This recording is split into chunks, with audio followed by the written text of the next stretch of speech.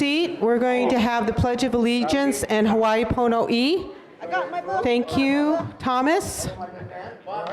Bob, please take your seat.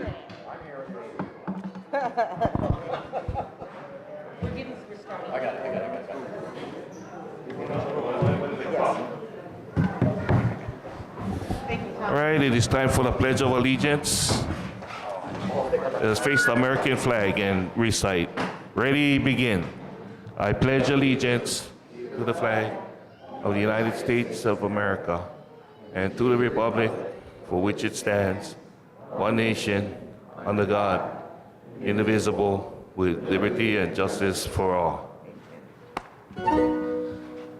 Hawaii Pono'i, Nanai Komoi, Kalani Ali Ke Ali,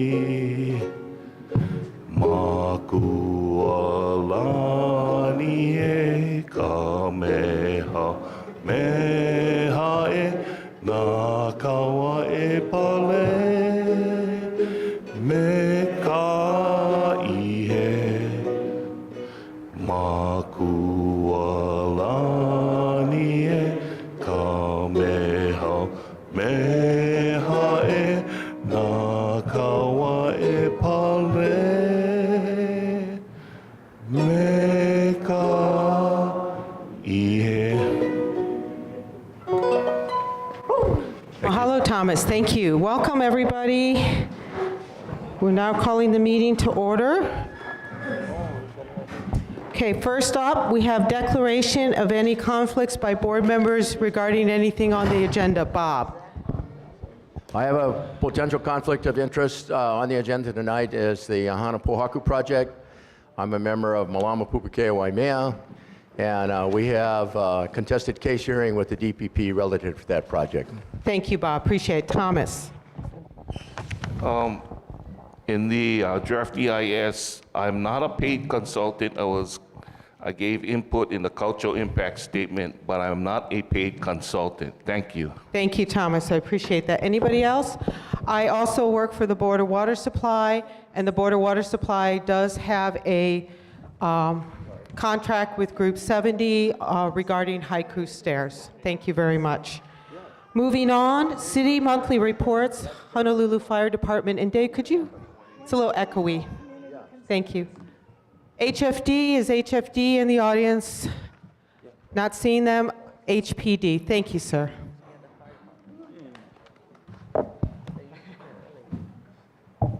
Aloha and good evening, everyone. I'm Lieutenant Darren Evangelista from the Honolulu Police Department, District 2. We're going to be reading a safety tip for the month of November, and it's regarding shopping, and as well as answering your questions.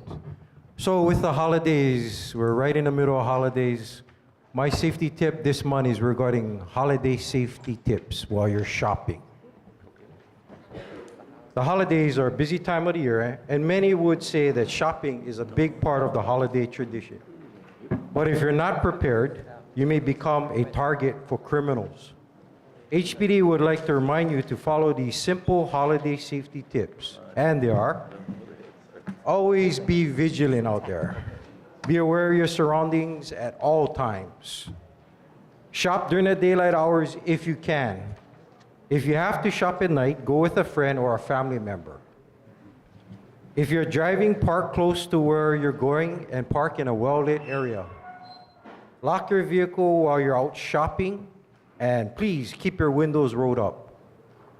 Do not leave keys in ignition, and do not leave valuables in view. After you're done shopping, we also want you to be cautious on your way back to your vehicle. Hold items firmly and do not leave them unattended. Do not overload yourself with too many packages, and don't wait until you reach for your vehicle to look for your keys. Have them ready available. These are some of our safety tips so that all of you can enjoy the holidays and not become a victim of criminals out there while you're out shopping at the malls or what have you. That's my safety tip for the month. Are there any questions? Hey, thank you, Lieutenant. Appreciate it. Board members, any questions for HPD? Community, any questions? Yes, ma'am, please come up to the front. We record this, that's why we need people to come forward. Thank you, appreciate that. If you want, you can actually use your mic right there. Right there. Thank you. My name is Phyllis Shipman. I'm a resident at Sunset Beach.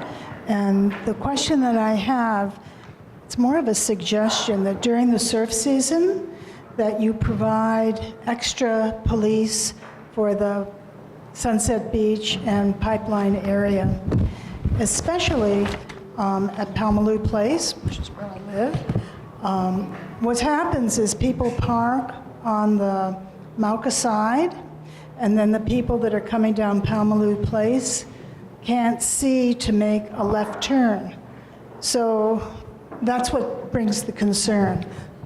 The second may not be for you, but and Palmaloo Place, we have a lot of extra people that go walk up and down. They're probably tourists, and they also speed. And so I would like to see if we could evaluate the situation. This is my second time asking. What is the street spelling, ma'am? Pardon me? The street spelling? Palmaloo. Can you spell that for me so I can record? Palmaloo Place, Palmaloo. I got it. P-A-U-M-A-L-U. It's right at Sunset Beach. Thank you. Thank you, ma'am. I did talk to someone in Ernie Martin's office maybe 2 or 3 years ago, and they said they'd get back to me, but that didn't happen. So here I am. And in response to that, Phyllis. during Okay, thank you, winter ma'am. season, there's a lot of activity, obviously, because of the big waves. And we do have, if you didn't know, your area has an actual, like about 6 officers that are dedicated to just patrolling the parks and the beaches. So Ma'am, they're thank aware you. of it and will take Thank you. enforcement where they have, especially in those areas, ma'am. Okay. It's not there. They do not control the traffic. They only control the pedestrians, and they don't come down to Palmaloo Place.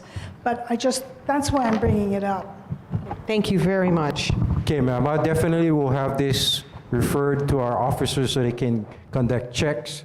First of all, your parking situation at Palmaloo Place, as well as speed enforcement and possibility of putting a speed monitoring trailer in that area, ma'am. Raquel. Hi, thank you. I've gotten a lot of requests. I mean, it's everyone's concern. In light of a lot of recent violent incidences throughout Haleiwa, what are you guys doing?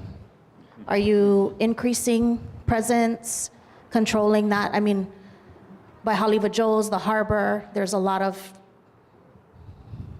people hanging out, drinking, whatever, but it ends up in a violent act. So it's getting increasingly frequent. It's a lot more.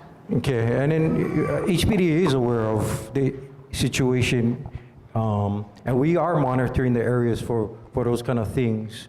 If you do see anything suspicious out there in the community, please call 911, have our officers redirected to there so we can address it. And you guys live in one of the most safe communities that there is on this side of the island, and although it may appear that there is a increase in that type of behavior or violence, your community, I assure you, is relatively safe, and we are monitoring the situation. Thank you. Any other questions? Thomas. Out there, I'm going to say them real fast because I get 3. The first one is we continue at late at night. You have skateboarders, people riding bikes, or even dirt bikes. They continue to ride on the road with dark clothing, unreflective clothing, especially on the bike path in Goodale Avenue and Haleiwa Road. That's the first one. And it's dark. You cannot see them, even if we're going the speed limit. The second one is, the frustration is when you see one yield sign, like at Weed Circle, yeah?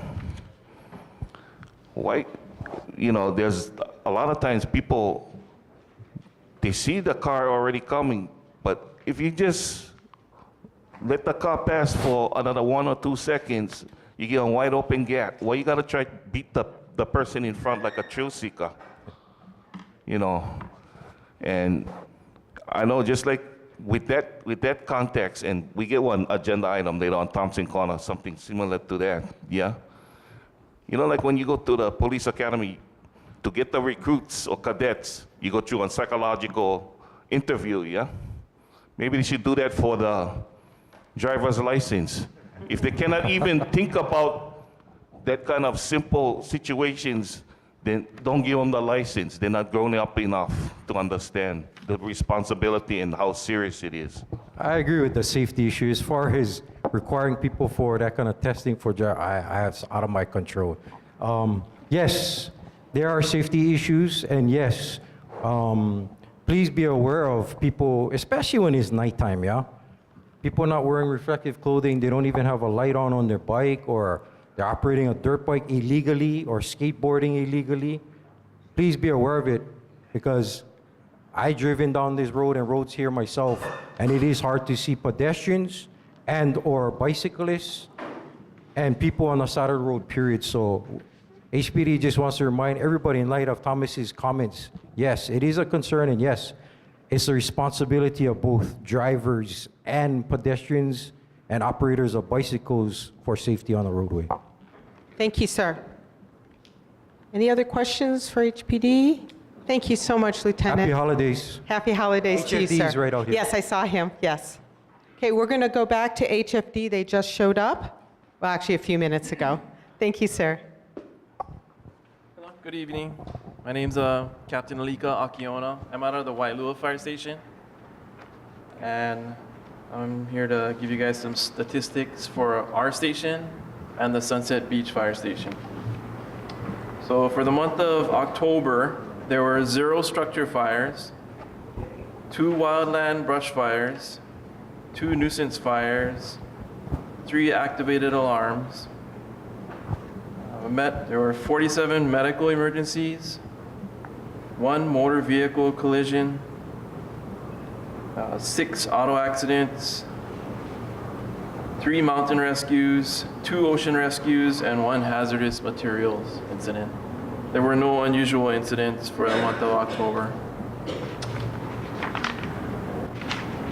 This month's fire safety tip is about cooking safety. Cooking brings family and friends together, provides an outlet for creativity, and can be relaxing. However, cooking fires are the #1 cause of home fires. By following a few safety tips, you can prevent these fires. 1, cook with caution. 2, stay in the kitchen while you're cooking. 3, keep anything that can catch fire, including oven mitts, wooden utensils, food packaging, etc., away from the stovetop. 4, keep children at least 3 feet away from the stove. 5, if you have a small grease fire, smother the fire by sliding the lid over the pot or pan. 6, if you have any doubt about extinguishing a small fire, get out of the house and call 911. When you leave, close the door behind you. This will help contain the fire. And lastly, with the upcoming or past Thanksgiving holiday, HFD discourages the use of fryers. Fryers, deep fryers. And that's it. Is there any questions? Board members, questions for HFD? Yes, Bob. Not to be a nuisance, but what is a nuisance fire? It's usually, that category is like bonfires, people lighting fires for religious acts, or like rubbish fires, Thomas. sites of smoke. Well, thanks for your, Captain, for your report. I was, in my former life, before I retired, I was a first responder. So I get one for you. We enforced Title 19 at Honolulu Airport as a airport's operation controller, and it regards refueling. Now, when we go to some service station, you see, according to Title 19, you cannot transmit radio equipment and stuff within a certain amount of feet because, that's a detonator. Some service stations get that and some no more. And when I, being one first responder, when I see somebody using one cell phone and you're right there by the pump, I feel you're putting everybody at risk by doing that stuff because you can blow everybody up. It's very serious. Yeah, I agree with that. Thank you, Thomas. Community, any questions for HFD? Of course you do. I learned by asking silly questions. You had mentioned auto fire and vehicle fire as two separate categories. What's the difference? Did I say that? Yeah. That's what I wrote down. Maybe once farm equipment. Fire, nuisance fire, motor vehicle. I think I was talking about the auto accidents. Oh, okay. Yeah, not the fires. Did I say fire? Maybe I said fire. I meant to say motor vehicle collision with a pedestrian and without a pedestrian. I got you. Thank you. Thank you, sir. Thank you very much. Bob? Practice, you can pass it. Hand me the microphone. We asked, I think it was the HPD, a couple meetings ago, on a statistic for accidents at Laniakea's. And I'm asking you for that now. If you could bring that information to us at the next meetings, I'd really appreciate it. You're asking Do you know if there's specific- do you know if there's been accidents at Laniakea's this last month? Yeah, that's the Sunset Beach Fire Stations area, so Right. I'd have to ask them, Okay. but write that down. We'll bring that next time.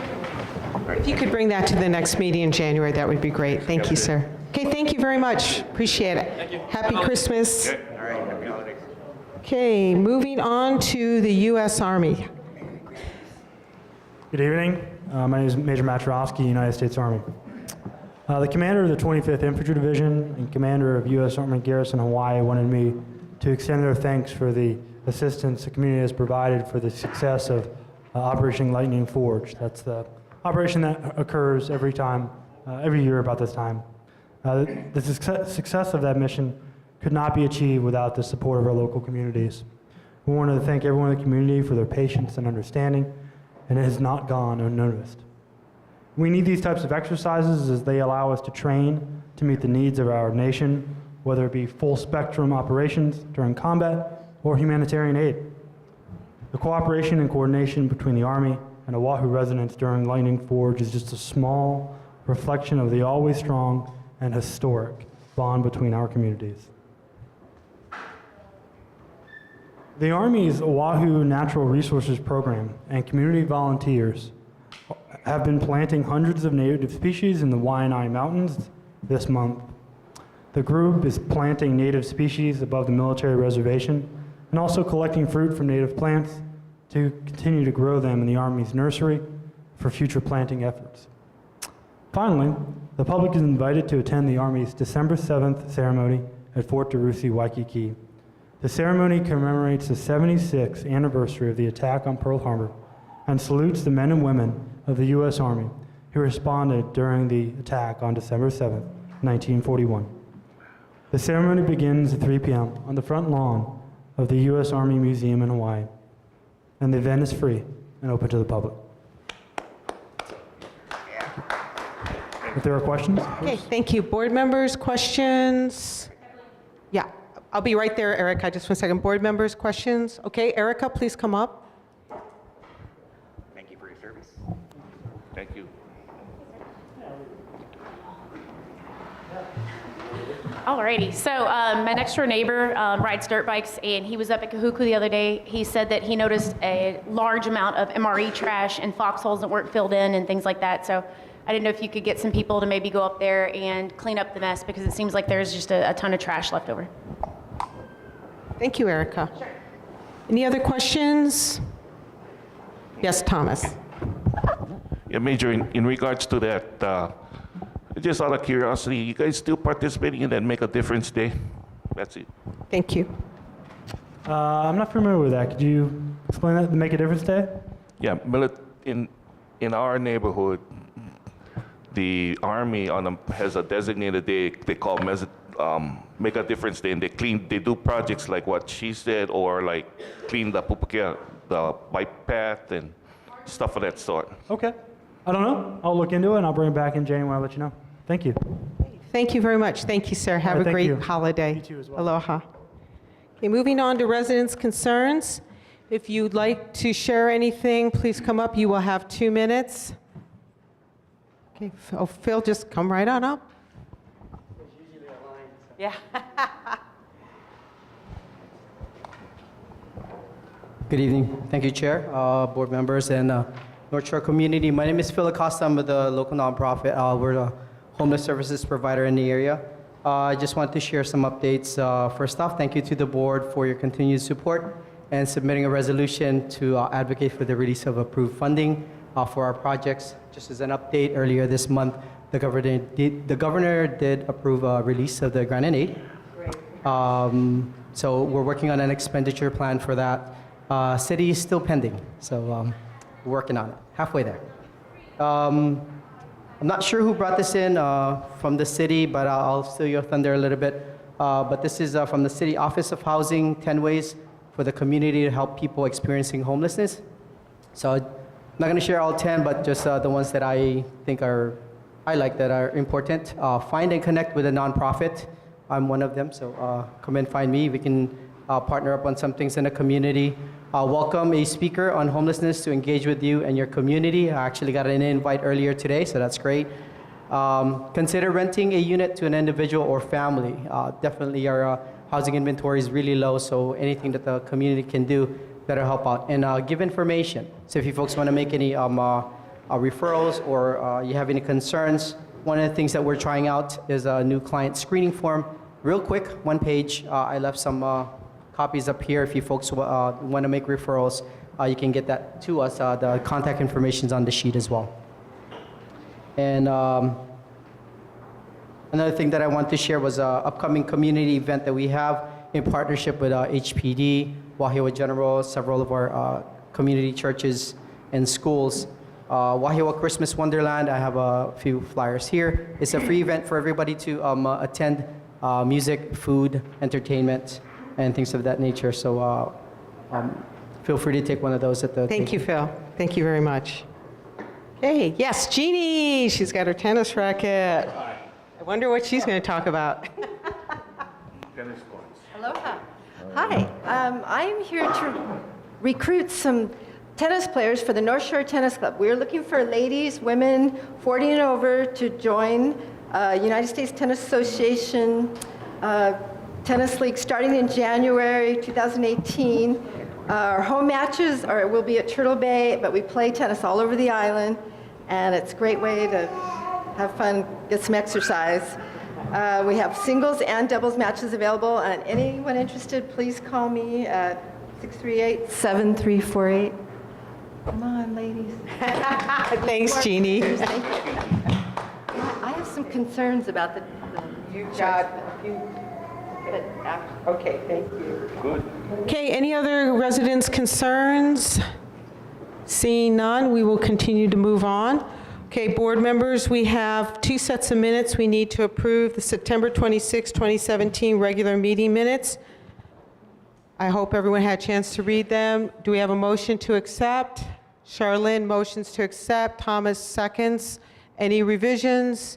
Hearing none, all in favor say aye. Any opposed? Any abstention? Passes. October 24th, 2017, regular meeting minutes. We have a motion to accept. Bob accepts. Any motion to second? Charlene. Any changes? Hearing none. All those in favor say aye. All those opposed? Any abstention? And unfortunately, we do not have the treasurer's report tonight, so I'm sorry. I know, everyone's broken up. Thank you. Okay, now we get on to the meaty part of the meeting. Just a couple of ground rules, because I see a lot of new faces in the audience tonight, and thank you and welcome to our board meeting. We hope to see you back here again. Everyone gets 2 minutes to speak. And what that means is, please make sure you're asking all your questions at one time. You don't stop, get an answer, and continue on. So just ask your questions. If you have follow-up questions, we will come back to you. We are obligated by sunshine to make sure that everyone gets an opportunity to speak, which is why we limit it to 2 minutes, so every single person has an opportunity. Most of the time, people get at least 2 opportunities to speak, so you'll have plenty of opportunity. We need to be done by 9:30. We are obligated to leave here at 9:30, so at 9:30, gavel down and we're out of here. And 99.9% of the time we get our work done, so I'm not really concerned about it. I saw a bunch of you. I feel so lonely. I mean, you're all sitting in the back, and we have these nice seats up front. I guess you're scared of us? I hope not. We do have a sign-in sheet, so really important. If you did not sign in, please make sure you sign in. That way you'll get a copy of the minutes and future agenda. We just want to make sure that you're getting information. If you want the information, we want to make sure that you're getting it. Lastly, this is Aaron Wilson. He is our substitute neighborhood assistant tonight. Say hi to Aaron, everybody. Thank you, Aaron, for coming out to the North Shore. Really appreciate it. And I know there was one other thing. I think that was it. Thank you very much for your time. I appreciate it. Moving on to the Transportation Committee. We have 2 items tonight from the Transportation Committee. Carol Phillips, will you walk us through that? And board members, you have a copy of the rockfall mitigation letter. I put it in that the calendar. Okay, thank you, Carol. Actually, thank you, Kathleen, for drafting the letter and for all of the work that you do, keeping us organized here. I don't know if you guys want me to read the letter in its entirety, so I'm just going to kind of summarize it, and then hopefully we can make a motion. And this rockfall on the Haleiwa side of Waimea has been an issue that has been not addressed ever, and Bob Lynell happily has made sure that we don't forget that it has never been addressed. It was identified as the 2nd most dangerous rockfall on the island of Oahu area. The highest one was around Makapu, which was addressed some 15 years ago, I believe, and yet the one at Waimea Bay still remains. So this is a letter that we would like the board to endorse to the governor, asking him to take action. So I'd like to make a motion that we send this letter as drafted to Governor Ige, asking him to take action on this issue. Questions, board members? Yes, Bob Justice. Could we have a more aggressive CC on it than just addressing it to just the governor? I was going to send it to all the elected officials, the usual DOT, Ed Sniff, and everybody. That's one of the things I love about you. You never miss a trick. Thank you. Bob Justice. Could you enlighten me and give me a version of what we have now and what we're asking for and what you would like to achieve in the future? So do you want me to answer that? Yeah, actually, you know what? I would like to defer to Bob Lynell to answer that, please. If it pleases the chair, what we have now is status quo. What we also have now is a high-risk situation, and what we would like to have is rockfall mitigation. If it cuts loose, someone can get hurt, and/or the highway could be taken out of commission for an extremely long time. If we can get on it before it happens, either with a plan and/or mitigate it, the world keeps turning, and it'll minimize inconvenience all around. Bob, when was the rockfall in Waimea? The rockfall, the major rockfall with major impact was in the year 2000. The rockfall study was in 2002, so it's been 15 years. And they did identify Waimea as the 2nd highest after Makapu'u, and it's been 15 years, and they haven't really done anything on this side. The question is, what's the resolution? I mean, what do you put the concrete like they did going up there? Don't know. We don't know yet. That's what we're asking them to come back to us with a mitigation, yeah. Community, any questions regarding the motion? That's the guy who made the project. Okay, seeing none, are there any further questions from the board? Okay, we'll do a roll call for Aaron. So Aaron, please go ahead. You can read off the names. Okay, I will do it then. Not a problem. Andrew Green is not here. Thomas Shirai? Aye. John Hirota? Aye. Jacob's not here. Henry Courtney? Leif Anderson? Aye. Mike is not here. Carol? Aye. Raquel? Aye. Bob Justice? Aye. Charlene Fu? Aye. Bob Lanau? Aye. Mike's not here. Bill Martin? Aye.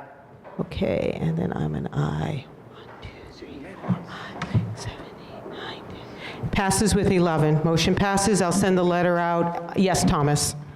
I think it's appropriate.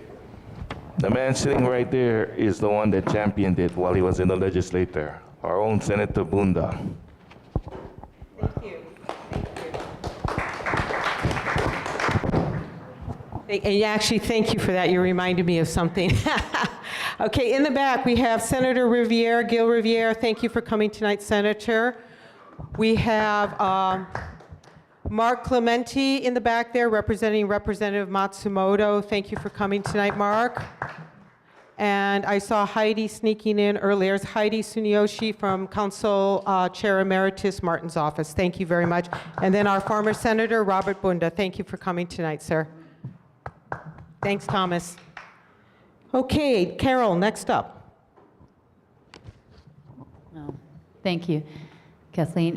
So this is a time study or a proposal to ask the Department of Transportation and DTS. What is Department of Transportation / DTS to study a time light at Thompson Corner, Kaukonahono. How do we say that road? Kaukonahono, yes. So we call it Snake Road because no one can say that long Hawaiian name. But there's, it's a very dangerous intersection, and there has been some traffic accidents there. And so the proposal is to study a timed stoplight there. And if there's a second for that. Okay, we have a motion to ask DOT and DTS to look at a timed stoplight at the corner of Thompson Corners. It's Kakonahua, Farrington. Do we have a second? Bob Lanau seconds. Discussion. Board members, comments? Yes, Bill Martin. Rather than asking for a specific, as in a stoplight, I would suggest that they look at ways to address, mainly as you guys know, coming down the Kaukonahua Road, when you get to the bottom, it's only, I think it's like 35, but everybody's doing 55. So I think just changing it from a specific, asking for a light to look at ways that we can address the speeding, whether it's rumble strips or I don't know. Thank you. I have a couple things I want to read before I forget. So I heard from Ed Sniffen today, who is the head of highways for the state of Hawaii. And I saw that we had some signs, message boards out there that said the road's going to be closed Monday, Tuesday from 9 to 2. And I said, hey, what's going on? So some of you may remember there was a three-way light there at one time, and they're closing it to put back the three-way light, which disappeared years ago. So they are doing that, but I did follow up and let them know that we were discussing this issue tonight about a potential traffic light. So the second thing is I got some testimony from Carol Nellis, who lives over there. And my name is Carol Nellis and have lived by the corner of Kakonahua Road and Farrington Highway for about 20 years. Traffic has increased, and along with that, accidents at the corner. There is at least one accident a week. Last month, there were 3 accidents in one day. One of the accidents damaged 3 vehicles. I like living out in the country and would love life to remain untouched, but I do think we are in need of a traffic light before fatality happens. It is now a 4-way intersection that needs more traffic control. Thank you, Carol Nellis. Yes, Erica, please.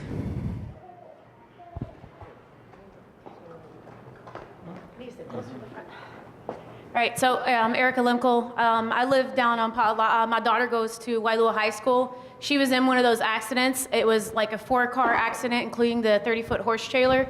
If she wasn't in that huge Explorer and the little Altima had moved out of the way, people would have been killed. It was very lucky. We were very blessed that no one died that day. And so I absolutely support a traffic light there.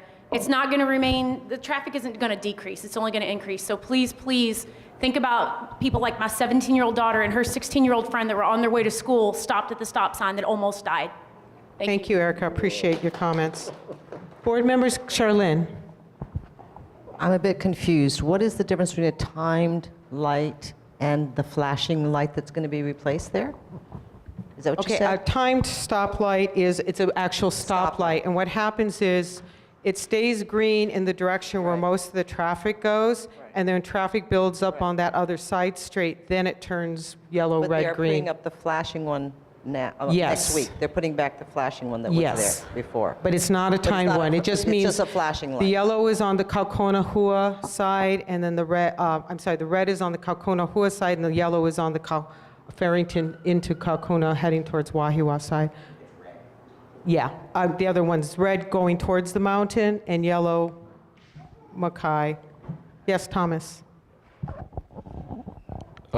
I can be sympathetic to what I've just heard and people's concern, but I want to share this also.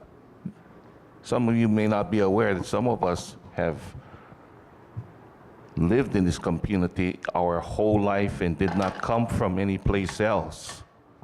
And it was very successful, and just like I said earlier with the policeman, the attitude of there's nothing wrong with the road. It's people's attitude that makes it very dangerous. That's the bottom line. We can have, and just like your homeless thing, people would want to be receptive to it, or otherwise it's not going to work. So in regards to this, we can support that light or whatever. And I remember when some of the older ones here too, we're very proud. We had a good traffic record where there was no traffic lights at one time for several generations. I was very proud of that. And as time moves on, we see the way of people's attitude, not because the road is bad or get plenty cars and stuff of that sort. If you just abide by the rules and take more courtesy when you drive. Thank you. Thank you, Thomas. Any other comments, board members, community, any other comments? Hearing none. Yes, Carol, please. Could you clarify I guess the flashing red light means you have to stop, and then the yellow light is a caution, okay. Thank you. Okay, we have a motion to ask DOT and DTS to study a time light at Thompson Corner. It's been moved and second. We'll do a roll. Thomas? There's no such thing. Nice try. Yes or no? Okay, thank you. John Hirota. Henry. Leaf. Carol. Raquel. Bob Justice. Charlene. Bob Lanau. Affirmative. Bill Martin. And then me. 2, 3, 4, 5, 6, 7, 8, 9. Passes unanimously with 11, and I will go ahead and start working with DOT and see what we can do. Yes, please, go ahead. As far as you're talking about maybe a 3-way light, a lot more people are living down on the other side of Thompson's Corner, maybe a 4-way light. No, it would be a 4-way. Yeah. Yes, it would be. A regular old-fashioned traffic light, yeah, because people are coming out, you're right, yeah, thank you. Okay, on to the main event. Jeff Overton, Group 70, please come forward. Jeff will give a presentation tonight. He has some handouts for the board and community. There were also some handouts up front here. So if you didn't get it, please come up. Take us just a few minutes to get set up. Okay. Thank you. Okay, if I move the mic. Thank you.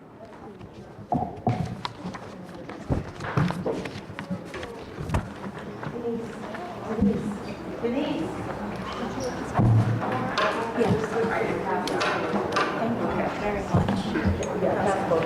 Okay, if I kind of shoot out this direction, I'm going to not get you covered here.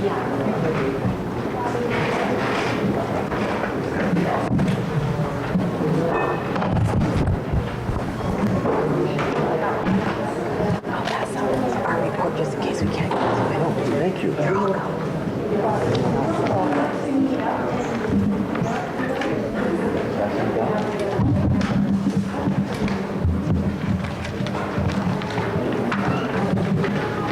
Bob, is it okay if I kind of shoot in this direction to grab the largest number of thoughts?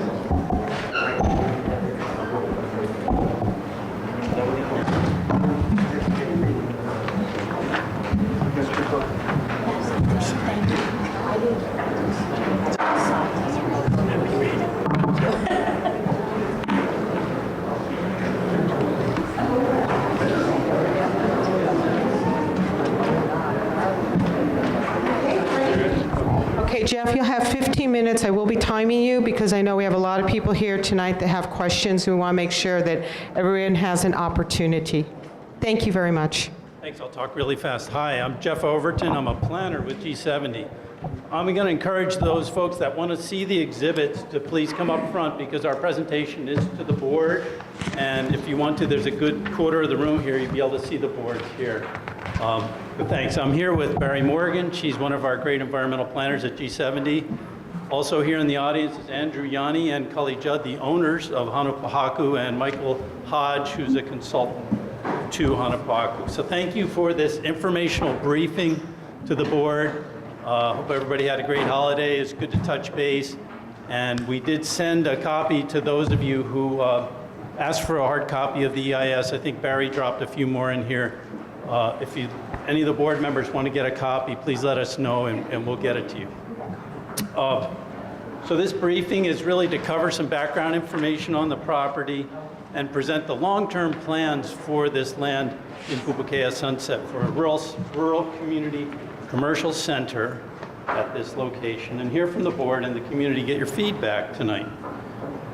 Group 70, actually we're G70, we were rebranded by our millennial partners to an acronym now. So we're G70. And we were brought in a year ago to help with some issues on the property, and more importantly, to create a concept and vision long-term for really a beautiful new future for this property. We're very thankful for the many discussions we've had with the neighbors along Pahoe Road. We've met 4 times with the Sunset Beach Community Association this year, so we've gotten a lot of really valuable input on the planning for the property. And we've also had a series of good collaborative discussions with Malama Pupukea Waimea. Now, in terms of the background information, I've got a few exhibits. I'll just grab this mic if I can. Wow. Okay. I used to be stronger. So here's our aerial photo of the North Shore and the location of the site here in the Pupukea Sunset region. So we're 5 miles from Haleiwa town here, where the country town exists in Haleiwa, the commercial services. And we're roughly 9 miles from Latye, which is the other commercial center on the North Shore as it wraps around. So we're kind of over here. We're next to the Foodland grocery store, and we're kind of positioned in this location. Most of you folks are very familiar with this. In 2011, the City and County of Honolulu City Council, your neighborhood board, and all the community folks worked on the North Shore Sustainable Communities Plan. And this location, 4.5 acres, including the Foodland Grocery and the Hanapohaku properties, were designated as the Rural Community Commercial Center. I apologize for the typo. So this is the location. It's the one and only Rural Community Commercial Center designated in your long-range plan. I'm going to switch exhibits here real quickly.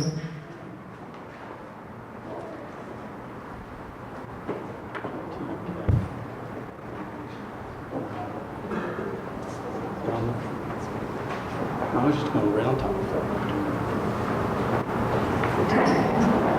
It is? Oh, that one. Yeah, that's the one.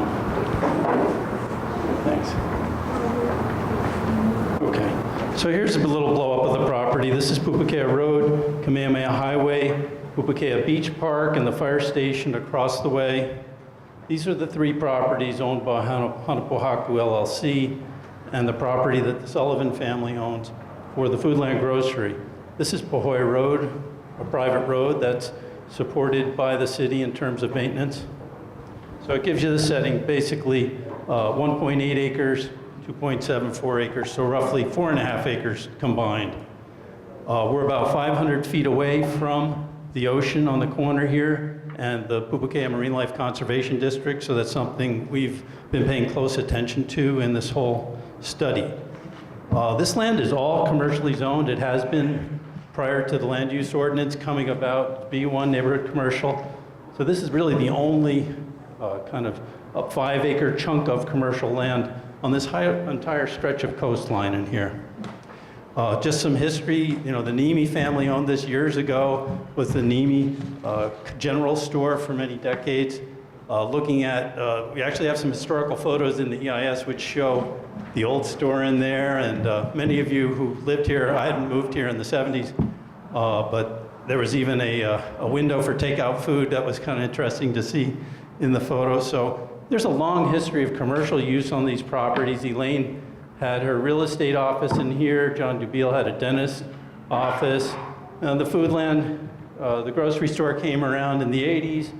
And then early 2000s, a small surf shop and beachwear buildings were built in here. So the commercial uses have grown up over time.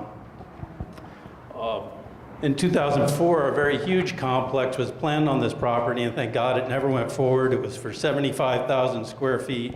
Some people called it a mall, and it was just a mess. I'm glad it never went forward. So after that, in 2011, there was progress made towards the Sustainable Communities Plan, and that's when the designation of this rural community commercial center took place. In 2014, Hanapohakullc LLC purchased the 3 parcels in there, and they added some uses, including some food trucks, and although it became very popular, along with it came with some issues and permit violations. Just this past summer in 2017, things were cleaned up, downsized. The city approved an SMA minor permit, and now operating in compliance. Now, the focus is really tonight on the future of this property. And as we talked with the folks in the community, you know, again, we have met 4 times now with the Sunset Community Association and many representatives from the community. We realize that this is at the center of daily life in Sunset Beach. We lived there 13 years. We raised our children in Sunset Beach. It's a wonderful place, a tight-knit community across from the beach park and the ocean.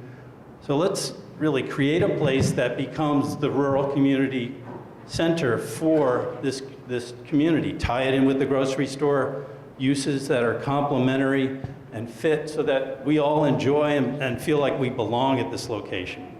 So we worked on some major themes that go along with the Sustainable Community Plan guidelines in creating this community gathering place at the center of town so that people who come here basically daily can enjoy this. We would be a place that protects and enhances the character and environmental sensitivity of the North Shore. Create a place where local businesses can thrive, servicing the commercial needs of the community, and integrating culture and sustainability, following sustainable design principles on energy and water conservation, native plants and such.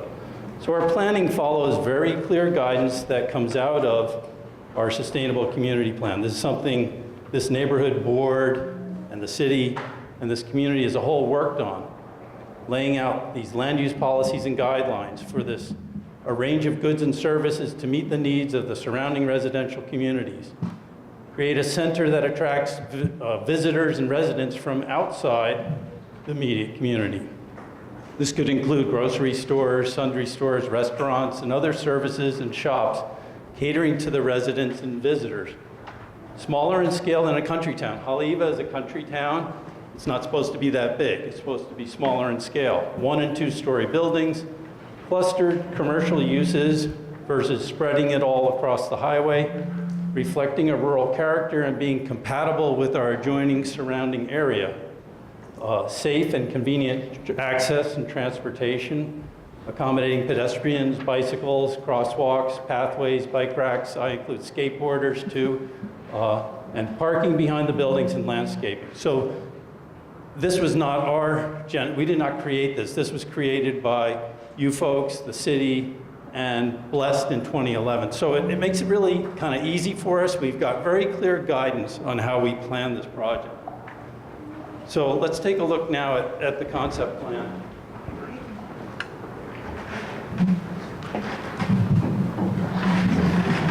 Again, I apologize to folks in the back there that I can't present directly to you. So each of you board members have a handout with each of these slides before you. A little bit easier to follow directly, but I'll walk you through it. So here's the existing foodland property here, Pupukea Road, the beach and park across the street, Kamehameha Highway, and Pahoe Road.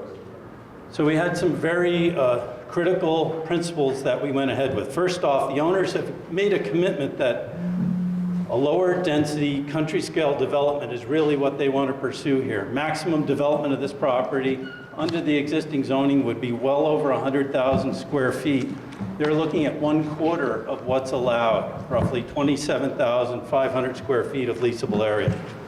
A commitment towards local Hawaii-based businesses, including tenant uses that are complementary to the existing foodland.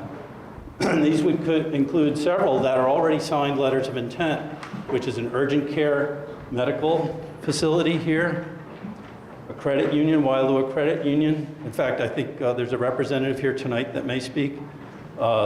Surf and ocean sports in here, bicycles and beachwear, health care and pharmacy facility, a sit-down restaurant, integration of the popular food trucks, as well as a future copy center, or private post office, things like a yoga studio. So that I'd be glad to answer questions in a while. I'm sorry. Yeah. I'll try to rock it on. I've got about a page left of notes here. So let's create a great place. That's the whole theme. This is your rural community commercial center, not mine. And this is a place that you should feel welcome in. We wanted to really keep it to the scale that's appropriate here. And as you can see, we've used very rich landscaping around the edges in here and created this central green along the Mackay side that takes the pressure off the highway. Unlike Haleiwa Town, where the buildings have to be massed up along the highway, we worked on that for the redevelopment of the Matsumoto block for Kamehameha schools.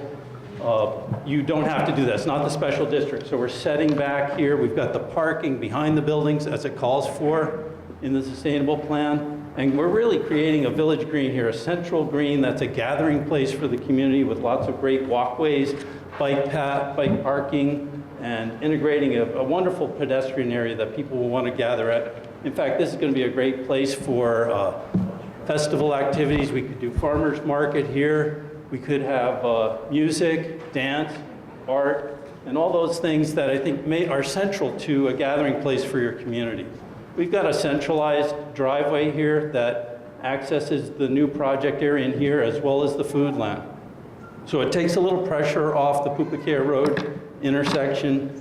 We have a central shared center turn lane going down the highway here, which is really just restriping the highway because the highway is wide enough already. We just need to restripe it and creating the access point in here with 2 penetrations. So these 2 properties have to work in concert. Right now there's a fence down between the 2 of them. The foodland and the hanapohakullc site need to work together in here.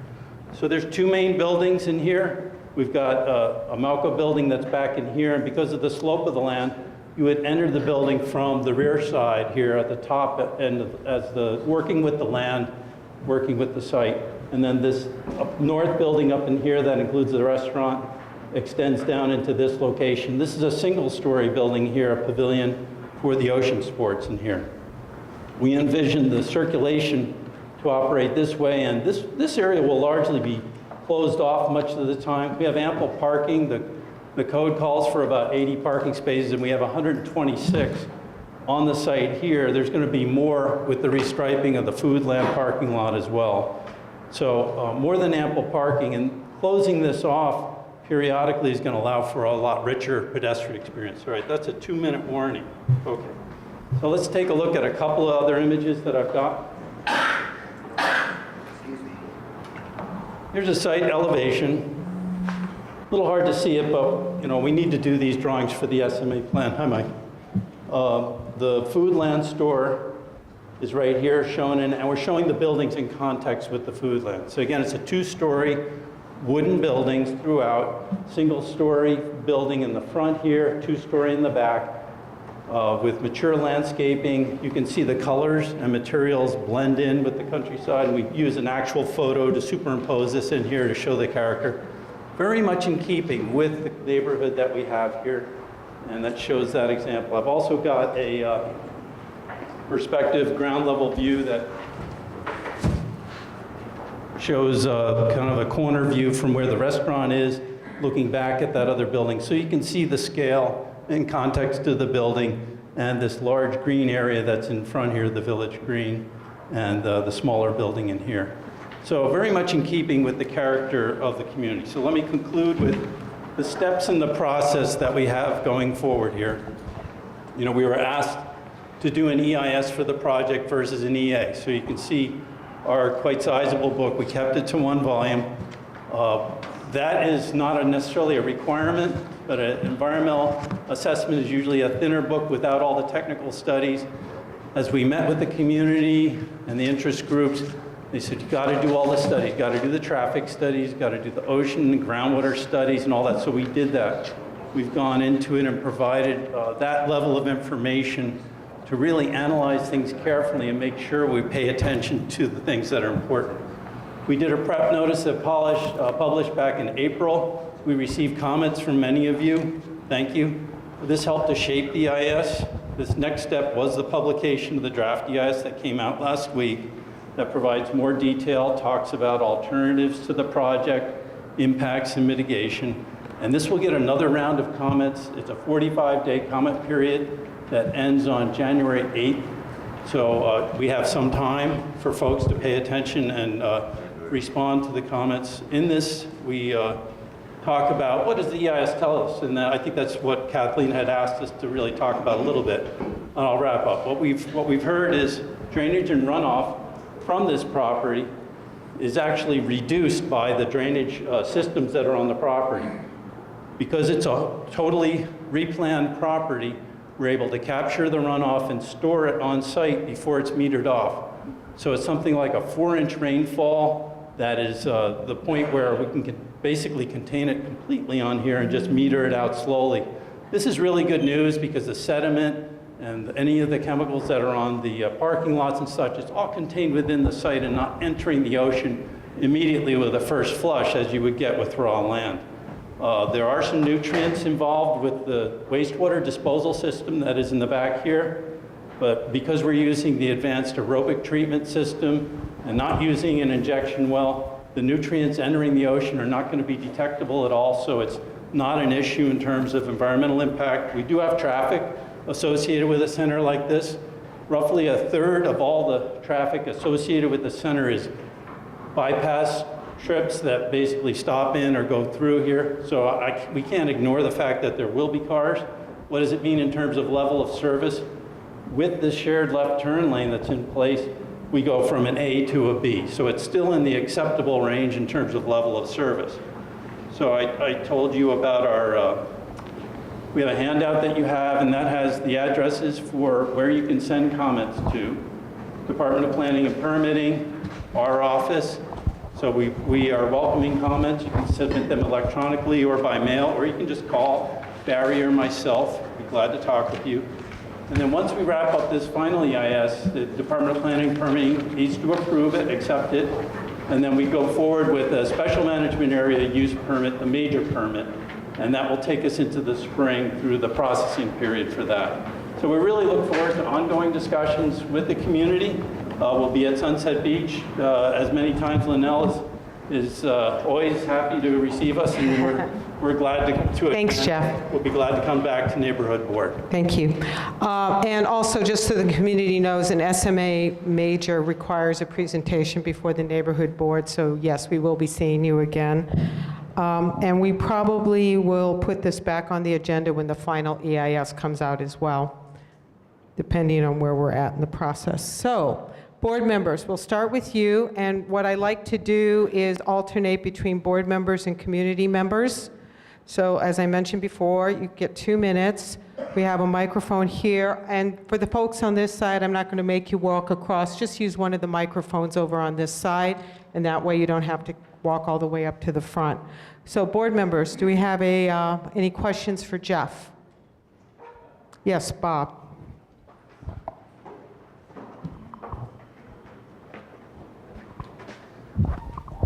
I'm glad to see the EIS moving forward. What we had wanted was to have community review, and here it is. We get to review it. It's a pretty heavy document, and there's a lot of good things in there, but there's a lot of things that require some second thoughts. As I read over it, I made a lot of marks in the margins about what about this and what about that. My major concern is as it relates to the Pupukea Marine Life Conservation District, and what are any of the possible negative impacts that this project might have relative thereto. And one of the biggest problems we have right now is parking. If you go down there in the summer month, at 9 o'clock, you're going to be parking way down on Keiki Road somewhere probably. So you casually talk about restriping Cam Highway. That's great, but if you restripe and there's a whole other lane added to Kamehameha Highway, all the cars that park along there are out of there. In fact, even when this came in here, we call this no parking now, but you used to be able to park in this area. And if you have 80-something employees full-time, maybe that would be, 120 part-time, but okay, so you get a lot of employees, and you got your parking tied up with customers. The employees are probably going to take up parking. So I didn't see anywhere in your EIS where it addressed what the negative impacts would be relative to parking as it relates to the park, and I think that's really, really important. The other thing is there's different kinds of commercial centers. There's the Kamehameha one, there's Will's one, there's Green's one, there's Gecko Gulch, and there's... Thank you, Bob. We'll come back to you, I promise. To be continued. So Jeff, could you address Bob's question regarding the parking? Thanks. Okay. Thank you. I'll be concise. What about the MLCD question? Go ahead, answer. So both of those are really important questions, and of course, over this past year, we've spent a lot of time paying attention to drainage, groundwater, and the ocean water. That's the key linkage. Those three items come together, and you can't leave one out in a study like this. So I already described to you the benefits on the drainage side. It's actually going to be a net improvement there. On the groundwater side, we have plenty of BWS water, so it's not water source, it's water quality. And that's really where Bob was going. And so the things that we have inputs to is basically from the advanced aerobic wastewater treatment system and the disposal field on site. Again, we're committed to not doing an injection well. The old project that was done last decade, had this huge injection well, 75,000 gallons per day. So our effluent total is more down in the 6,000 to 7,000 gallons per day. And that's the equivalent of about 15 homes when you look at this on a comparative basis. Right now, we've got roughly, I think it's 1,000 individual wastewater systems that contribute in this region here. So in the EIS, we talk about what are existing inputs to the ocean today and what is the incremental difference with the project in here. It's essentially negligible when you get down to the water quality that affects the marine environment and life out there. So I can't say zero, it's not zero, it's something more than zero. We have a very small percentage increase in the nutrients, but it's not going to affect marine life in the conservation district. Now, as we get to parking, and it's a very important question because we have parking that happens at the Mackay side here along Kamehameha Highway during the busy dive season, which is really unauthorized parking along the highway there that, of course, is just overflow that's happening in there. So we can't control that. I guess the question was, will the restriping take that away? It's within the right-of-way here. We're actually not even having to add more pavement except maybe on the Mackay side here. So if we don't control it, if people still want to park on the grass or on the hillside in there, that's going to happen at the city park. That's not in our purview. We want to make sure, number one, we meet the code, the minimum code for the land use ordinance. We're roughly 50% higher in terms of on-site parking provisions.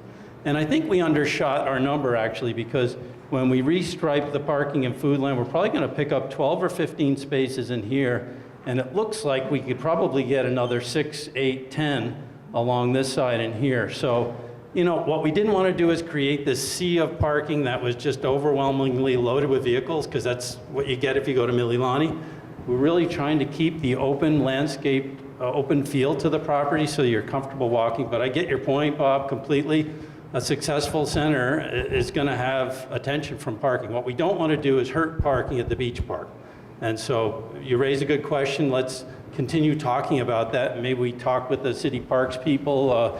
Hazama, is that his name, for the Windward Parks coordinator, and find out more about what the pressures are on parking. I know the long-range plan could have added more parking on the Mackay side, but there might have been a decision not to add more parking. So it's something of pressure. We get close to 3 million visitors a year now on the North Shore. So this is something we're all having to wrestle with, is how we accommodate that. And you raise good questions. Okay, community, yes, Jeannie, please come forward. You're not bringing your tennis racket, are you? While we're talking about this Chem Highway area, right here I notice on your plan you have a crosswalk. And of course we all know right now with all the cars parked all over, people are jaywalking like crazy. And we have that in Haleiwa store lots also. So we have experienced how hard it is to procure new crosswalks on Oahu. So are you committed to helping with working with the DOT to give us a crosswalk? Thanks, Jeannie. Tina DeWeese, she wants to play. Okay, crosswalk. So it's great. We talked about this in the Sunset meetings, and we actually had a conference call meeting just last week with DOT officials and the long-range planning. And I'd say it was a pretty positive response. Usually DOT, you get a kind of thing, but they're actually pretty positive in terms of us going ahead with this, because they know the pressures from the park already. People coming across the street at all random locations in here and not respecting. The one crosswalk that's at the signalized intersection is a great one, and we keep that. Maybe we direct people there with better wayfinding and signage. But this is really a perfect location to tie in with the bike path and the other part of the beach park here, joining up into the network of walkways and pathways within the project. That I can just see this diagonal happening all the time on skateboard, on bike, people walking. And so yes, I think we had a very positive one. The question is maybe the details. I can't speak for DOT, but the details of whether you'd have the rapid flashing beacons there. I don't think we're going to do orange flag wavy kind with the buckets, but that would be a nice thing. Now here in the center turning lane could also be sort of a base level refuge in here. Now I don't think we want to build a physical, it turns like a raised median in there or something like that, but you could have a midpoint in here that's a little bit of a safety zone crossing. Ideally, I think flashers that maybe are keyed to the stoplight timing would allow for clearances along here.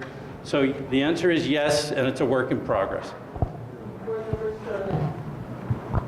I have a question continuing about the parking and the traffic. I read some number about 1,322, what was that number? To do with cars that were going to come in, potentially, and then that's just cars, right? And that means times however many people are in there. So my question is, on your new design, there's one lane going in and 2 lanes coming out. How do you see that working with if potentially that many cars in a day coming through there? And how many parking spots are there in Foodland? And do you have some of the parking spaces taken up by potential food trucks in your design? That was 4 questions in one. No, I can answer them all. Yes, there are food trucks, and I'll get to that.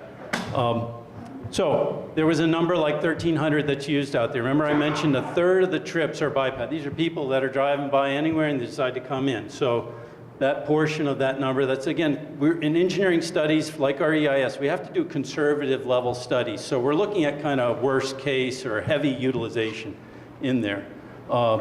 This driveway, the traffic study that's in the report is right on. We used one of the best traffic engineers here to analyze this, and he did studies on how this traffic will flow here, how it will flow along the highway, how it will flow at Pupukea Road. Okay, level of service is what they use to measure. It goes from A to F is like you're in trouble. So they're saying it goes from A to B in this location during these typical periods. So not really a significant reduction in level of service.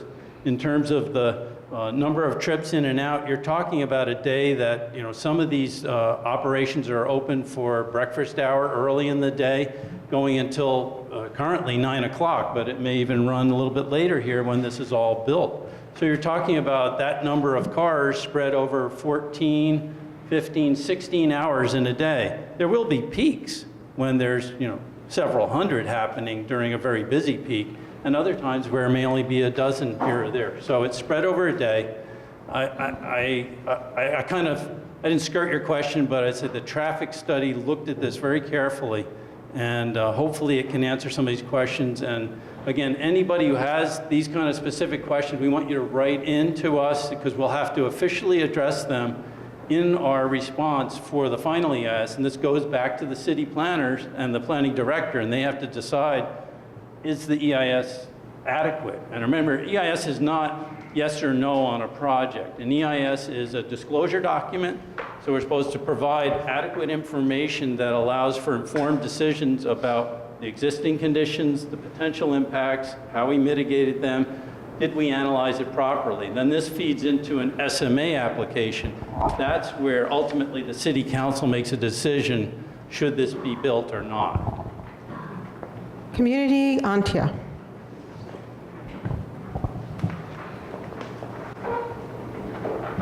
I generally like the concept, and I understand logic behind the urgent care, but we have a primary care hospital in Wahiawa Hospital that's struggling for survival, and we absolutely, as a community, need to support it and keep it going.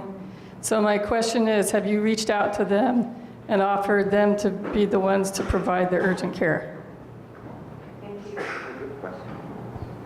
Thanks, Auntie, I appreciate your comment. So the answer is no. There's a separate business that's done. You have hospitals that have a specific model on how they deliver their care and their services, and it's at a much higher and more sophisticated level than an urgent care facility. Urgent care is for, like, I cut my hand with my stand-up paddleboard, and stupidly, I got 6 stitches, and that happened to me one morning, and I went to an urgent care place, and I got my 6 stitches, and I made it to work by 9. It was great. It was super convenient. The cost was like $110. Most of it was covered by insurance, and it's the kind of place where you don't have to call for an appointment. You just pop in. Many of you have probably visited them on the mainland or elsewhere, and so we now have a letter of intent with the urgent care provider that has, I think, 3 facilities existing on Oahu now. And the idea is not to get to a hospital level of care. If there's a need for that, we've got ambulances and folks need to get up there or go to Kahuku. Whether we can collaborate and cooperate in helping foster the future of Wahiawa General Hospital, I'm all for that. I think the owners would be all for that, because that is one of the main hospitals that serves our area here. So we don't want to diminish in any way the services that they provide. We really want to be complementary with that. So one thing good about this too is you don't have to fight a turtle traffic or drive the long distance into there. If your kid needs something quick because they're sick or injured, you can get it done here. Right now we don't have that capability unless you know Dr. Dilcher, and then you go see him real quickly. Raquel and Thomas and then Lee Anderson in between the communities. So Raquel. Thank you. I'm just curious. Pohoi Road, private road, your immediate neighbors, how do they feel? Sorry, Auntie. I mean, they're your immediate neighbors. They have more say, probably they're impacted more than anyone else. So I'm just curious if any of you guys are here. I love to hear how you guys feel about it and how it impacts you. Also, Foodland's parking.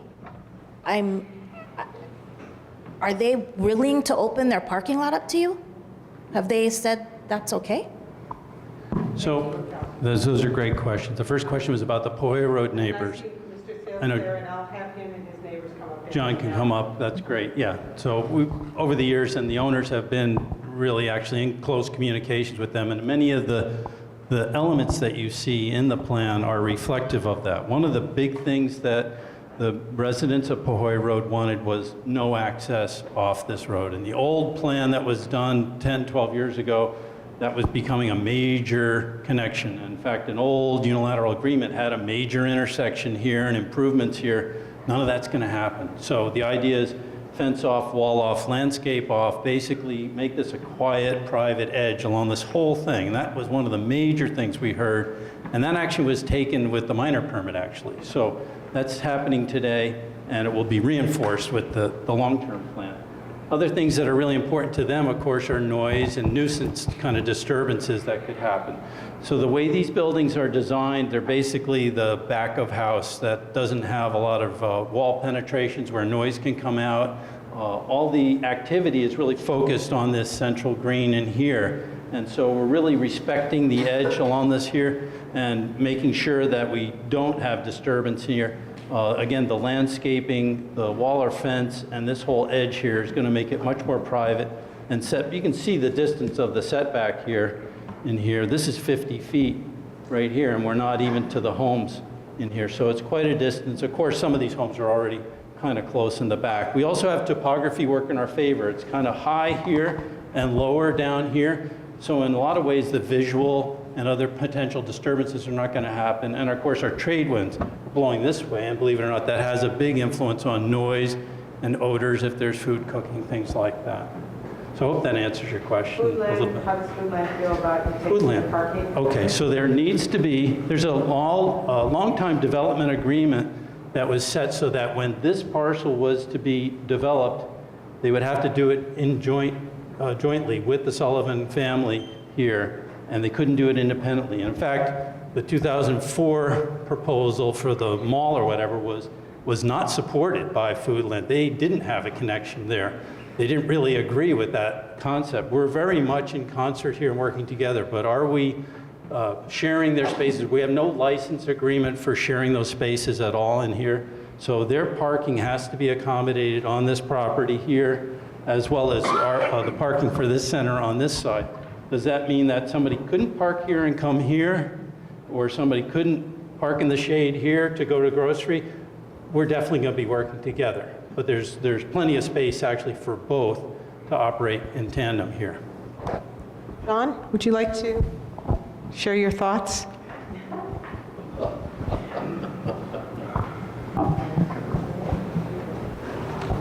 So Jeff covered it well. The Pupukea neighbors are cautiously watching the project.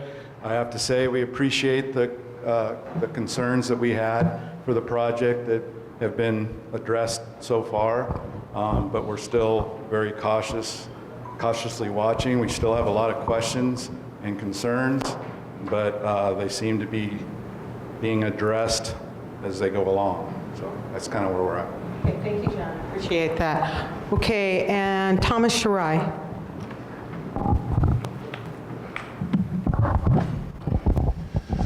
Thank you, Jeff. I think you should stand right here because I want to point to something on this picture. Okay. Has to do with the has to do with the cultural impact statement. I see the thoroughness and stuff of all the previous archaeological work done, but there's one thing I never see done. All this. And why did I point to those cliffs? If they did their Hawaiian studies, what's buried in caves? And there was a very dark, very significant one, not there, But nearby, that's documented in sites of Oahu. It had a canoe in there, among other things, to make the journey to the next site. And when they did the rockfall mitigation, they did the scaling, it exposed. So when I'm worried, you get all the people going over here, there's gonna be one guy that's gonna be nosy or whatever, and they're gonna wanna go up on those hills, whether there's caves or no caves. It's still a concern culturally. Thank you, Thomas. Well,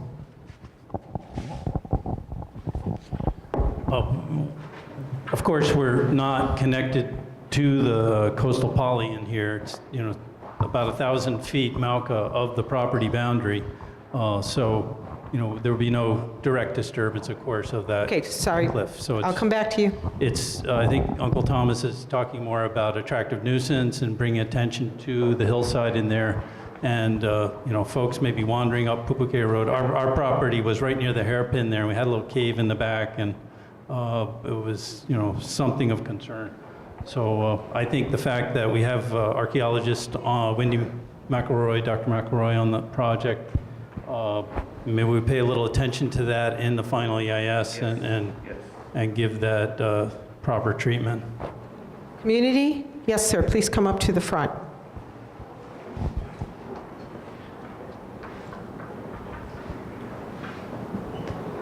How you folks doing? I've been down here on the North Shore since 1975. I've seen a lot of changes, some good, some bad, some ugly. And the mall, I was definitely against it. But I see here young entrepreneurs like my son. He was first moved in there with his first shop. In the back of there, it was a dump.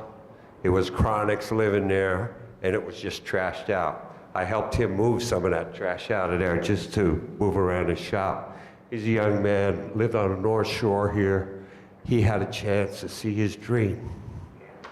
And there's so many people down here that have limited opportunity to work. I had to go to town every day to work before I retired. I want to give those people an opportunity to have a place close to the community. And my question is not so much to the developer, who I see is really responsible. I see him respond to the neighbors' concerns. I see him respond to the community concerns. My question is to all of you folks, are you gonna give our kids a chance, or are we just gonna be anti-everything? This plan put forth here is a well-thought-out plan. It's set up for the community. It's set up for small business entrepreneurs to realize their dream. We all had our chance. Can we give our kids theirs? Thank you, sir. We appreciate your comments. Leif Anderson. Yeah, Jeff, it takes a while to get around over here, but estimated how many employees at this facility? Yeah, the study looked at 80, something like 85 or 86 full-time equivalent. Now, you're not going to have 85 people on the site all at once. You know how it works with shops and the restaurant and such. There's kind of a, you know, transition in the day and employees. So I don't know, at any one time there might be 40 or so, okay, but it shifts. But you only got about 100 parking places, and Yeah, Bob brought up that, you know, again, I don't think you have enough parking for the employees. Now everybody else is going to flood someplace else. So I just wanted to bring that up, that you didn't properly answer that. No, Thank you, Leif. Thanks, Leif. The code for parking that the DPP requires us under the land use ordinance is based on a 1 per 400 square foot retail commercial, or in places like the restaurant and such, it's based on seating count and such. So we have to meet that specific requirement at a minimum with DPP. Now, when I talked with some of the board members, they said, we don't want minimum. Minimum is no good. We want up here. So it's something like 80, 78 or 80 by code. We're at 126, and as I explained, I think we're going to get up over 130. So we're about a 50% better than that requirement. Now, again, we're not making underground parking or decks like there was in the old project. We didn't feel that's appropriate. So we're trying to maximize and yet still keep the character that we all enjoy. I hope that answered your question. Thank you. Community? Yes, sir. Please come to the front. It's nice to be back here and not eating my macaroni and cheese lunch. Back in 1978, I used to sit on this table and that one. Went to school with a few of you people, maybe. But anyway, I've had the opportunity to hire kids that were 16, 17, 18, guys that are still currently working for me from families that you all probably know their moms and dads and stuff. And I've been so fortunate with this property to be able to give these kids their first job here on the North Shore. And you can come by my shop any day and you can watch these kids riding down the bike path on their bicycle. Actually, my bicycle that they didn't tell me they borrowed, but, and they come to work. These are kids that went to our schools, that grew up on this North Shore. They ride their bikes. I see a lot of people walk from right around the neighborhood, come eat, come buy some wax, go surfing, rent boards. So there is, on that question of the parking, there is a way to be creative with the employees, and there is a way for us all to be a little creative. Buy a bike, take a walk. It's kind of healthy to do that. And I'd say at least half of my employees, they carpool together, they walk to work, they ride bike to work. So yeah, we're gonna have to be a little creative on making sure that I advise my employees that live 3 blocks away, hey, ride a bike. Don't park in the parking lot. So there are little ways to assist in our little center here. And like my dad was saying, you know, I had an opportunity to become an entrepreneur, and let's pass those opportunities on to our kids and your neighbors and your kids' neighbors. Thank All right. you.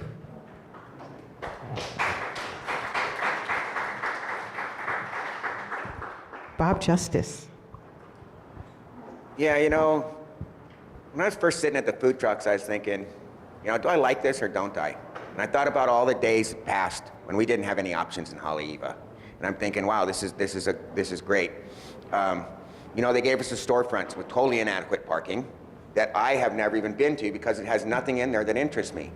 Finally, there's something that interests me where I can go have lunch. I can go, you know, hang out with my friends. I can go to Liam's shop. Liam, when my daughter first moved here, he gave her a job. He gave a lot of the kids jobs. He sponsors, like gives free surfboards. I mean, the guy does nothing but give back to the community. You know, Jeff asked to meet with me about this and open up, you know, the dialogue. I think it's a very modest to what it can be. I think it's very appealing. I like the way the traffic goes in and out. And it could be a lot more. And so I'm just thankful that, you know, I see all you guys back here and all the entrepreneurs that are out there. You know, it's a great opportunity with food trucks. You know, not all of us have $250,000, $500,000 to invest in a restaurant that's probably going to fail. We can dip our fingers in with $20,000 or $30,000 and see if it catches. When they catch, we open a brick and mortar. I mean, they're self-governing. And so I'm totally in support of this project, and I can't wait to see it happen. Thanks, Jeff. Thanks, all you guys. Thanks, Bob. Community. Any other comments from the community? Yes, Phyllis, please come to the front. Or actually, you can just come right over here. Thank you.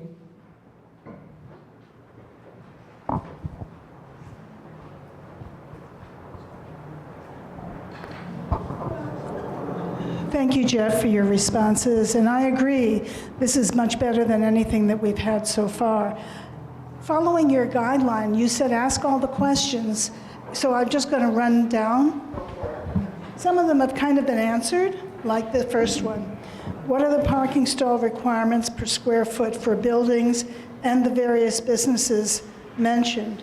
And then I have the same question. What are the parking requirements for food trucks?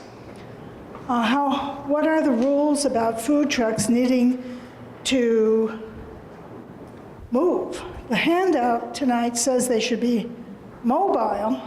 How will this be enforced? If there are requirements for food trucks staying put? Isn't that allowing substandard permanent building, since they don't need to meet any of the building codes for restaurants or anything like that? So I just don't quite catch how come they're all allowed to stay put. There are 3 parcels. How come they're allowed to be put together as if they're one property? Are there any requirements that they should meet? Why is there a surf shop and a board rental on Kamehameha Highway? And what evidence do you cite that this is desired by the residents? Where are the food trucks located and how many are there? On the handout tonight, I couldn't find it. I heard there might be 8. I thought there were going to be 4. I just don't know. Question: what space is available for delivery trucks? And where are the bathrooms located and how many? And I didn't really know about the crosswalk, but I think the crosswalk might just be another nuisance. Why not just put a barrier in the front? Thank you, so Phyllis. they can't? Thank you. Jeff? Okay. Thank you. Okay. Got a whole boatload there. I apologize. In the EIS, we have a graphic showing the food trucks. I'm going to address that question really fast. Food trucks are included with the project here because we know we've heard a lot about their popularity, price point, availability here. Getting food in Sunset Beach, Pupukea area, you basically don't have an option. So you can go to Turtle Bay, you can go to Haleiwa. Right now, we have 5 food trucks that are on the property. I'm not going to focus on the SMA minor permit that was granted by the city, and the requirements are all spelled out. There's conditions there that have to be complied with. But these food trucks have to move. Department of Health is the entity that regulates food trucks. So the positions of, we talked about up to 8 food trucks on the future property, basically citing 3 in the back section in here, 1, 2, 3 in the front, and 2 others in this area here.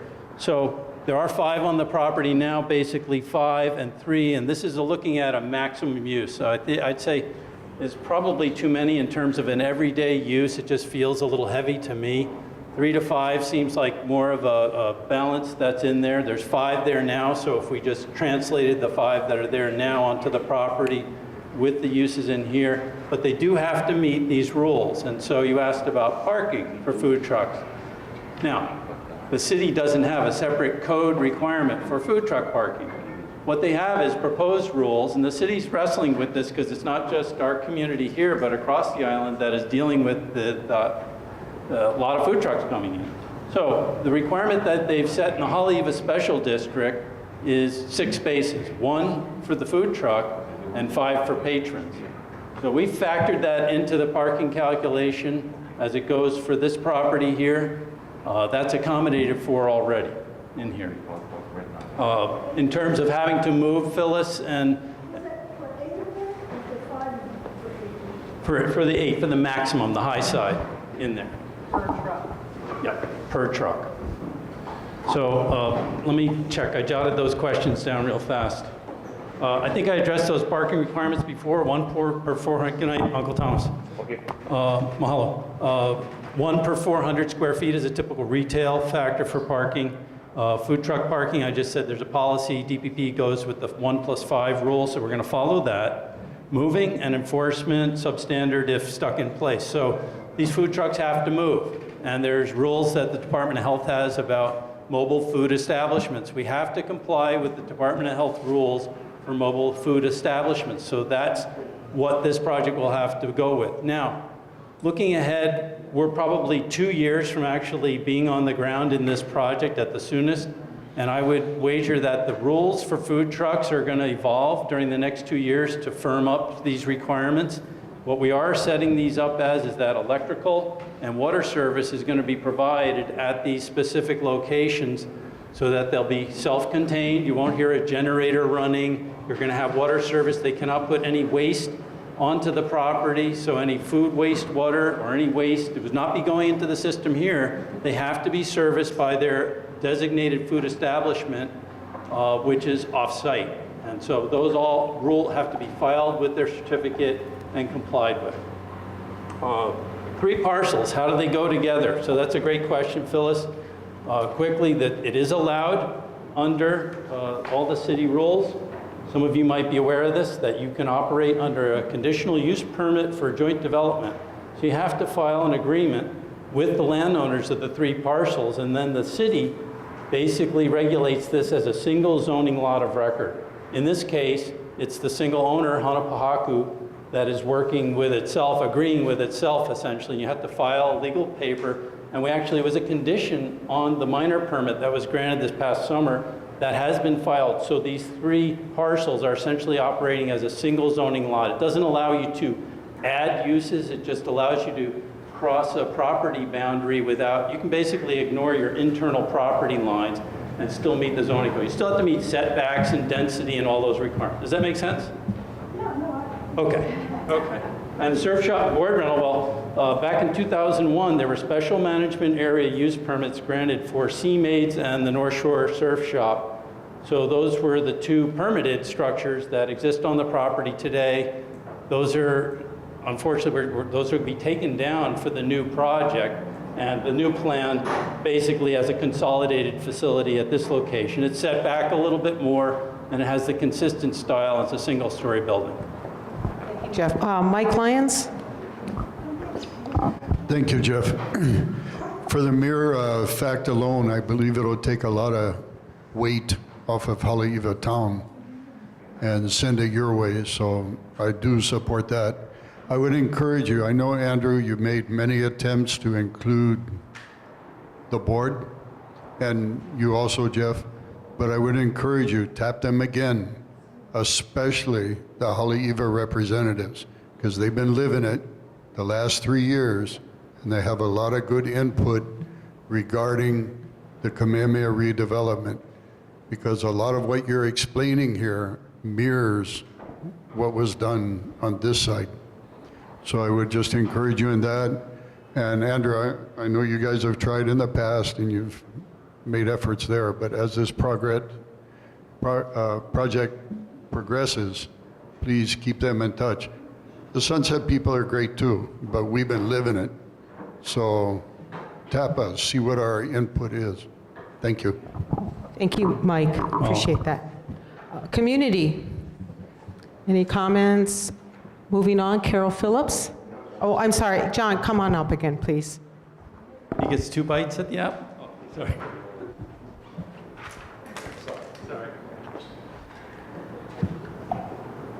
So when I say that Pahoe Road are cautiously watching and still have some concerns, you know, I drive up and down that road obviously 2 or 3 times a day, and the food trucks that are there now have not moved one single time in the last few months. So they're not even following the rules now. The other thing, when you talk about local businesses, I have a real concern about some of these, you know, like the urgent care. There's a certain amount of volume that has to go through a business to make it viable. And I just don't see that amount of business going through that facility to keep it open. So, I mean, it's nice to have, but I don't see it being successful. The pharmacy, you know, that's great, but is it local? Is it local Longs? Everybody used to say, we don't want a Longs there. And then the other thing, it's a little deceiving, Jeff, when you don't show the lunch wagons on the plan. So. Thank you, John. Carol Phillips. I just wanted to know if Phyllis had any more points that she was going to make. I wanted to hear them if she did. Okay, Phyllis, I'm sorry, you have to come up. I apologize. We videotaped this here for the posterity. Well, I got to ask all my questions, and I'm very appreciative of that. I'd like to make a comment based on what I heard, that I think adding a crosswalk here is going to be very detrimental. We have one here. If you're going to put one, I think you should wall this off in such a way so that people will not be crossing here, and make your crosswalk where your entrance is, or maybe where the ocean sports are, because they'll want to have boards and things like that. Thank you, ma'am. Thank you. But I'd like to thank Jeff for always answering my questions for all these years. Thank you. I just had one quick comment before Charlene. Parking in the back, noise. When you're up higher, you really hear the noise. If you live on the 3rd floor of an apartment building, you're going to hear the noise a lot more than when you're on the bottom floor. And so you got residents back there, you're going to have slamming cars, lights and stuff. You don't need to answer. I'm just throwing that out, that if I were still behind there in the parking lot, I would have concerns. Charlene. I would just like to say that I think the community and Jeff have been really conscientious and paying attention, and we're going to study this more. And I'd like to, because of the time frame, because it's through the holidays, and it's kind of hard for us to put our input in the community, I would like to make a motion, if it's possible, to have the draft minutes of this meeting, because it can't be the final minutes, because the time constraints, once again, be sent to you, Group 70, and to the mayor and the DPP, or whoever needs it. That's fine. Because that'll be part of the record in case people, through the holidays don't have time. That's not for you to respond to, that's a motion. That's a motion, yeah. Yeah, but that way you'd have it too. So I'd like to make that motion. Okay, so we have a motion on the floor that the board submit the minutes of tonight's meeting to DPP as part of the comments, including sending a copy to the mayor and to Group 70. Do we have a second? Bob Justice seconds. Board, do we have discussion? Any comments? Community, any additional comments? Okay, if we're hearing none, we'll do a roll call on the motion.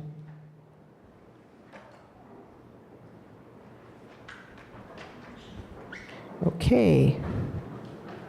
Green is not here. Thomas left. John Hirota. Jacobs not out. Henry. Leaf. Lyons. Phillips. Achu. Justice. Fu. Lanao. Martin. And Pahinui, aye. Motion passes unanimously with 11 votes. Thank you very much, Jeff, for coming tonight. We appreciate it. We will be keeping in very close contact with you, because I am certain we're going to want you to come back, and absolutely you're going to have to come back for the SMA major. Larry McElhaney, please come forward.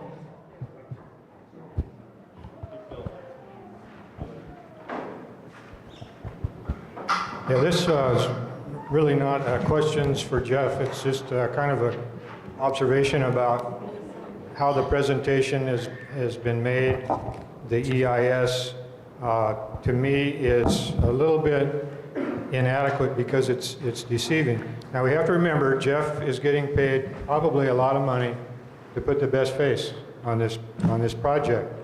And the last time Jeff presented, I commented that he's doing a lot of public relations above and beyond the planning. And another name for a public relations person is a spin doctor. And I think I think there's some spin going on here. The handout doesn't show any food trucks. If you want an idea of what this place will look like,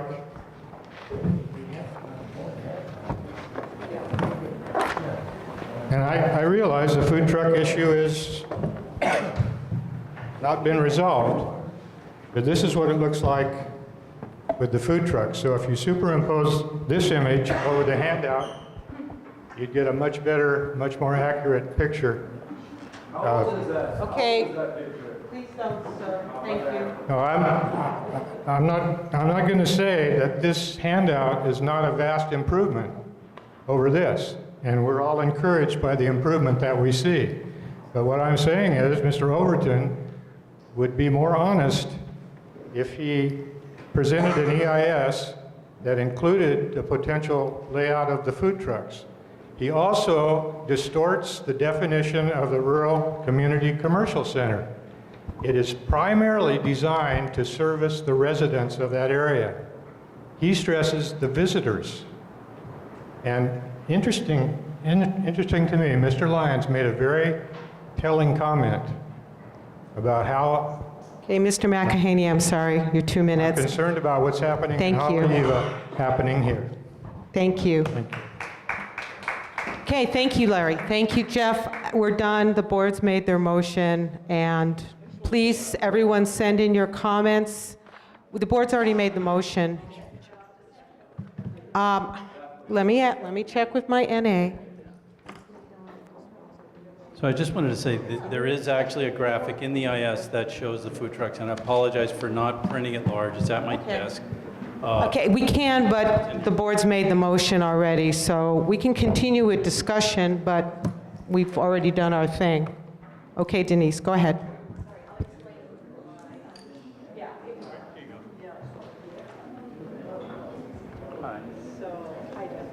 Thank you, Chair. The reason I raised my hand to speak afterwards is because I didn't realize that the motion would cut off community discussion. And I wanted to thank Charlene for making the motion. Let me make it clear, Denise, it doesn't cut off community discussion. Just normally, what happens is we usually move on. But I'm happy to allow that to continue. Continue. Right, Thank you. because I think the point of the motion was to capture community comments. So I appreciate that. I'll be really brief. First of all, I'm here representing Malama Pupukea Waimea. I want to make sure that everybody knows that the current situation where there is a minor SMA that it's being operated under currently is being contested by Malama Pupukea Waimea because we think that there are flaws in the current permit. So there are ongoing issues, but with respect to the draft EIS, my first question for Jeff is it compliant with 343? Is it a 343 EIS? We're in the midst of reviewing it now. We all got it over Thanksgiving, so we will be doing extensive comments, but there already seem to be a lot of flaws in it. For one, there doesn't seem to be an analysis of the recreational impacts on the beach park of the Marine Life Conservation District. The marine survey doesn't even look at the fish and the rich biology of this Marine Life Conservation District. The traffic impacts, I guess my other question for Jeff is this turn lane in the middle an important connected part of the project? What if you didn't do any highway improvements? What would happen? So is that part of the project, the shared turning lane? And has DOT approved that? Is your sense that they would approve that? And if it didn't happen, what would happen to the project? So I'm going to stop there because I know time is short, but just to say that there are a lot of community concerns about the draft EIS. We're glad they're moving forward. My last comment is one of the alternatives in the draft EIS is deferring the major development. So what does that mean? What kind of alternative is that to just delay the future development and continue under the interim? So I appreciate the extra time. Thank you.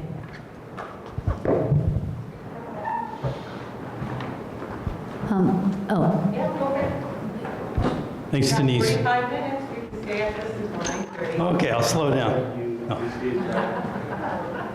Thanks, and again, to you and Max and the Malama Pupukea Waimea. We do honestly appreciate the sort of collaborative discussion that we've had over the past year about how to really take a careful look at what's planned for the future of this property, and I think we have a little less wildlife now. So, compliant with 343, and this is an important question. This is a Chapter 25 Environmental Impact Statement, Chapter 25 Revised Ordinances of Honolulu. So that special management area permit requires us to go through an environmental assessment, or an EIS in this case. There are no triggers. There's no use of public lands or public funds here, or other triggers under Chapter 343 that would qualify. So DPP did not see it. So we basically are preparing the document consistent with the requirements under Chapter 343. So it's just like a 343 EIS. We just can't call it that under the DPP's rule. It's kind of a technicality, but I hope that answers that question. So recreational impacts at the park, we talk about it, and I think it'd be good for us to communicate with you folks to talk about your perception of how the project would have any perceived, we didn't see any perceived impacts on the users of the park. What happens now is a lot of people who are at the park, of course, are coming across to utilize the commercial services on the property. I would think in the future this will continue in that people who are using the center might walk across and use the park, but this is no way intended to be a beach parking lot or support for the beach park or the divers and such. So this is aligned to be basically for support for the center as well. We don't want center users using up the parking for the beach park, and that might be the most tangible effect, that people were basically parking here and then coming across to the center. So we want to be sure that we provide the parking and the walkways to make it convenient for the users, and basically to be a complement for the beach park, not a hindrance. In terms of the marine survey, we used really one of the world's foremost marine biologists to do this study on the marine life conservation. Dr. Steve Dollar created 5 transects out here and did underwater. The photography is actually in the report here, and it's a very well documented ecosystem out there, but we did look at the benthic ecology, the fish populations, water quality, and all of that. So it's a very thorough study. Again, we would invite detailed comments on this because we really want to pay attention to the resources at the Marine Life Conservation District in there. The traffic, you asked about the shared turning lane. It's a very important piece of this, restriping the highway to allow for left turn storage before you turn in. That's going to allow for the southbound or Haleiwa bound traffic to flow smoothly through here. And then the converse, if people are coming and going in this direction, you want to be able to have people be able to turn out here, have a shelter turning out of the project in the left direction here. So it's an important component to both of it. And it basically helps with the pedestrian flow in these 2 locations where we're talking about the crosswalk and the existing crosswalk. DOT has not blessed it. It takes a long sequence of approvals. So as we go through the review process, we're going to get a letter from Department of Transportation that says whether we've done the right thing in terms of planning for this. We've had 2 separate meetings with DOT, and basically they're in agreement with the process, but we don't have a final approval letter of that center turn lane. Again, they're in support of this secondary crosswalk here, but it's really in the planning phase right now. But it was a really good sign to hear that so early from Ken and the folks. And then you asked about the alternative deferring major development. So just to answer that question briefly, if the project's deferred, let's say Andrew and Cully decide they don't want to do this for 5 years or whatever after they get the permit, it would stay the way it is, okay? The way it is today doesn't really fulfill what we've asked for as a community, as an island, and especially the North Shore. What is this rural community commercial center and servicing these requirements? So here we are really at the doorstep of seeing this come to fruition. That would put it off, and it's really your center. It's really going to be your future place. I don't think what's there today fulfills all those needs in terms of goods and services and a gathering place and all those things. It's really not served by the current project. So we're trying to project forward and create this beautiful, energized place that's part of our community. Thank you. Carol. I was just wondering if I could hear the rest of Larry McElhaney's points, if he's has any. Larry, come on back. I really don't have anything. Oh, okay. Sure. All right. Thank you. Any questions, Carol? Direct? Oh, I'm just concerned about that crosswalk over there. I'm just, I guess I want to reiterate that I'm not sure if that's a good idea because it'll create more. I know people, when they see a crosswalk, some people think they don't even look to the left or the right, and they just walk across the street like it's like there's barriers there preventing. And it seems if there is a crosswalk, a couple hundred feet or even yards down, that it would be better to kind of encourage people to use that existing crosswalk. And I'd just like to know what strings you're pulling, because we've been trying to get one at Lonnie's, and there's something fishy going on here. So we'd be glad to sit with the Transportation Committee of the Neighborhood Board if you want to visit on, the details of that crosswalk. We're glad to sit and talk about it. Yes, Max.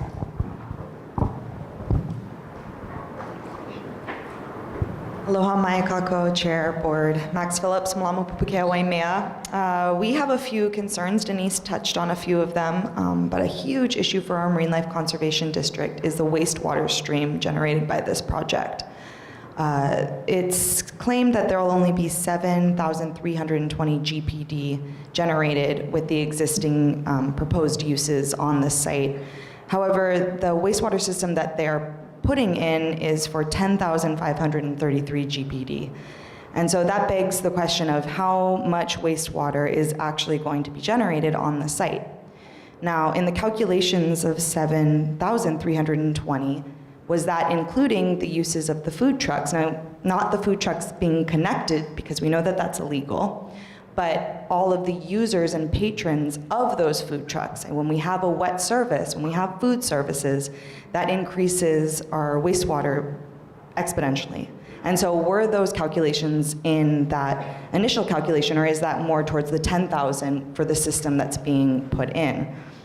Additionally, when we talk about traffic and upgrading from traffic A to traffic B, I want to remind the board and the community that this traffic analysis was done after the increased commercial activities on this site. And so when you live in Pupukea, or when you live on the other side at Keiki, or down the road in either direction, we've all experienced the increased traffic from the existing now commercial activities on the site. And so an upgrade from an A to a B might not seem like a big impact, but we're already experiencing a big impact. We're already seeing a lot more congestion that's going all the way back down towards the bay and in the opposite direction. So. Additionally, and this is less of a Malama Pupukea Waimea point and more of a Max Phillips crazy bat lady point, the Oahu section says that we do not have bats on Oahu. Thanks, Max. You guys, thanks. Thank you. Bill Martin.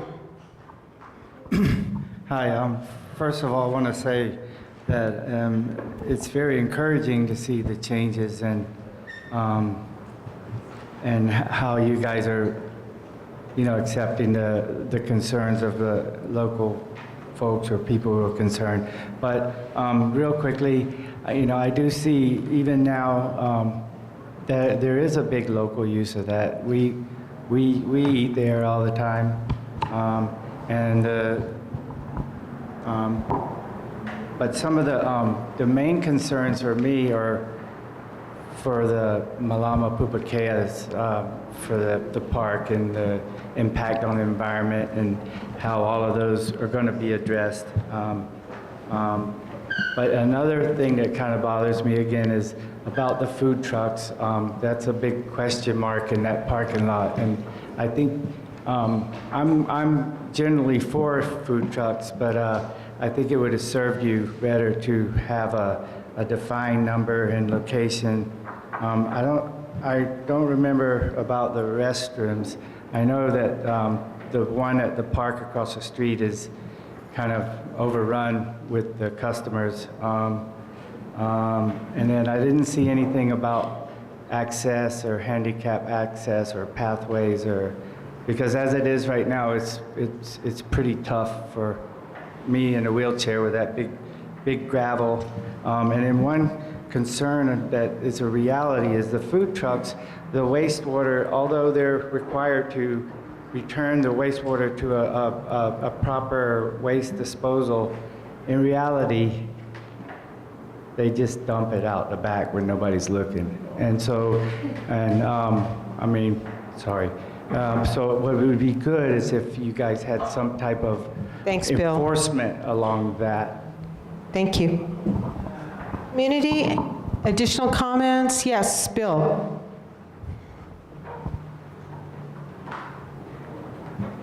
I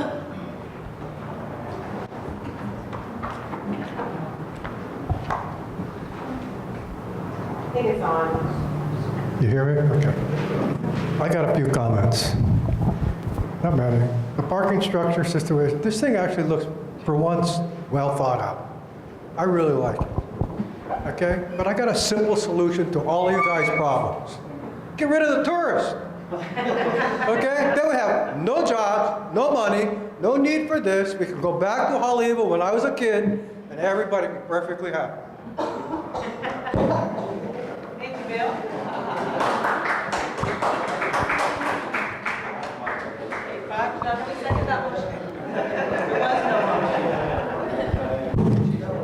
You know, you talk about the wastewater management system, and if you've researched that anaerobic system that they use, it's a really, really good system. You know, what I'd be more concerned with at Sharks, what I'd be more concerned with at Sharks Cove is the thousands of people that go in there with sunscreen on that are in the water. Why aren't we doing something about that? That's what's damaging the fish. This system is not going to harm our water. You know, I look around and I see these guys. I know many of them for many years.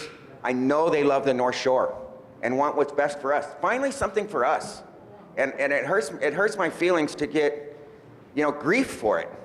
You know, I understand the need to iron out all the details. Of course, you know, there's little things that need to be tweaked here and there. But I commend each and every one of these men for coming in here, all the people that are with the trucks, and involving us for something that we want.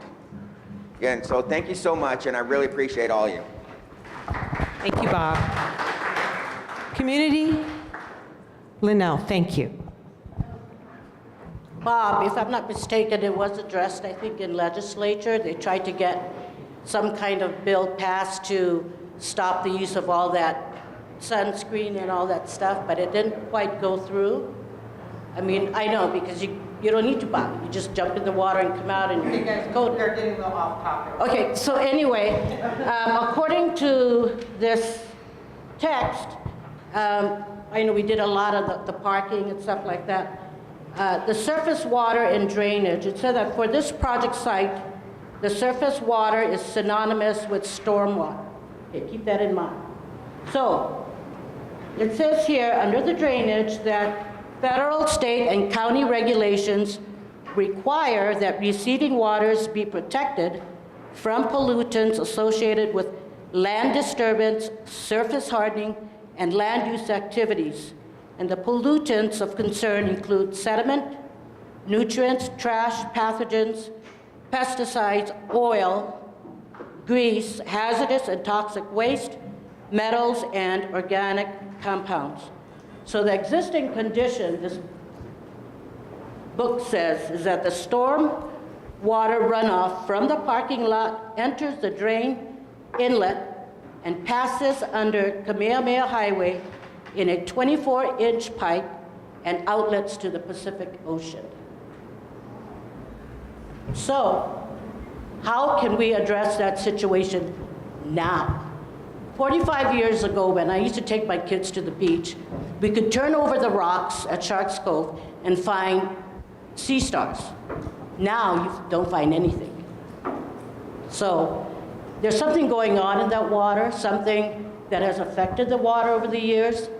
And I know you guys do have a marine biologist. Thank you, Linnell. Sorry. But anyway, it's in this book. Okay, so Jeff, you got her comment. We got to figure out what's going on. Yes, go ahead. You can speak. Thanks, Linnell. So what you're talking about is today's condition. And there's no pipe that goes straight into the ocean, but it's a pipe that outlets right behind a fire station in there, and then it dribbles across the beach. So essentially everything that happens on the land goes into the ocean at some point, right? So how do we handle things today? And it's a very good point, because when we went through the minor permit approval to bring everything into compliance that's on the property today, we have special drainage mitigation and environmental controls that are being installed. As soon as they issue the building and grading permits, those controls are going in. So the drainage from the parking area and the upland areas, there's 3 different separate collection areas which will filter the runoff and control it. It's actually been reviewed by the city and approved for that. So that's for the current condition. In the future, it's actually a lot better situation, because we're going to have much more sophisticated, low-impact development on the property where we filter the runoff through rain gardens, where the plants are actually using the water, it's getting exposed to the sunlight, and then we have storage chambers on the project site to contain the runoff amounts that the city requires. We're actually higher, as Mike would say, let's do better, and so that we're controlling those things. So all those concerns that you listed, the sediment, the runoff, the parking lot, pollutants, those things, all of those things have to be addressed. And we actually, our civil engineering group at G70 actually helps teach a low-impact development seminar for people at the city who run this and other consulting engineers. So it's something very important that you raised, and we're paying attention to it. Appreciate it. Thank you. Raquel? Excuse me. I just want to go back to, if I may, the neighbors, your immediate neighbors, because as much as this affects everyone, it really does immediately affect your neighbors and their daily lives. So I do have a strong concern for them, because on your map here, I don't see, but in your parking or in the area in itself, lighting. And with that, and this may be a little premature, but lighting, security, business hours, are they going to be having these big blaring lights looking into their homes at 10 and 11 o'clock at night? How late does that go? And as nice as that shrubbery is on the private roadside, that also creates a little hidden haven for the uninviteds. I say that because that is a problem in Haleiwa as well. So that's not something anyone in the project will have to deal with, but your neighbors will have to look at it, deal with it, rubbish, you know, stragglers, whatever you may have. I just want to be sure that the immediate, how does this project more immediately benefit your surrounding neighbors? What does it do for them? And especially in emergency services types of ways. You know, when the waves are big, you're in a flood zone, you know, for one. So, I mean, just things to think of, whether they're premature or not, I don't know, but I'm sure it's something I would think of if I lived right there.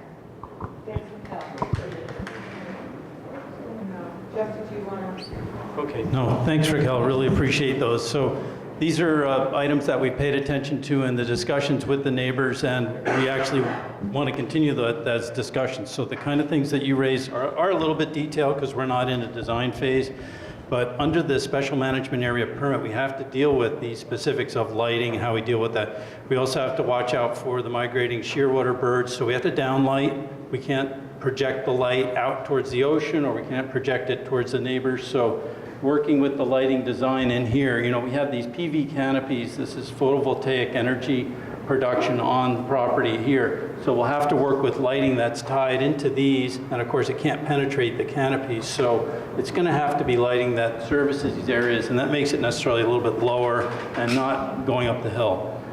In terms of the security along the edge in here, basically it's a fence or a wall and landscaping on the project side here, and just dressed up lawn or ground cover, whatever the neighbors ask for along this edge. But we're not creating new shrubbery, new bushes, hiding places, so to speak, on the neighbor's side in there. But it's still always a concern on the North Shore. So those were things you read. The business hours. Right now, under the minor permit, they have to shut down at 9 o'clock. So they're following those rules. They have to follow those rules. Whether that's the cutoff time for this, it seems a little early once you have a formal, you know, sit-down restaurant and other uses in here. That seems a little early, but I think we still need to respect the neighbors in terms of timing, noise, activity. So you raise really good questions, and I think in our design we've got to pay extra attention to those in here. I'll have better answers on the timing. We just haven't really set a timetable. Community, residents, yes, ma'am, please. Oh, thank you. Great. Yeah. You didn't address the restrooms. Thank you. No restrooms. Oh, sorry. There will be restrooms.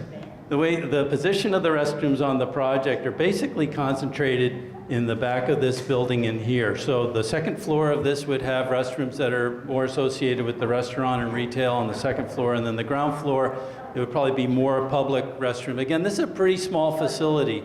If you look at the Haleiwa redevelopment, the Haleiwa store lots that KS worked on, what we worked on, there's a single restroom facility there that services the entire project. That's 34,000 square feet there. This is 27,000 square feet. So it's actually smaller than the KS Haleiwa project. And we'll have adequate restrooms in there. Now, the important thing is how we operate those restrooms, because some people do things in the restroom, flush sneakers down there and crazy things like that. So a lot of times what happens is the vendors have to give a code for the day to the restroom, and kind of, so people aren't just abusing the use of the restroom. So I think something like that would be helpful for the users of the facility as well as the community. I hope that answers your question. Okay, thank you. Chip, you had your hand up?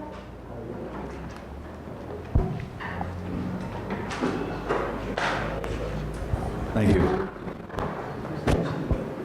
I'm glad you finally got to the bathroom. That was one of mine here. I've heard it asked several times, and where is it? what's it going to operate as? I see where the Foodland entry off of Cam Highway has been blocked off. And I feel that perhaps that one should be kept open.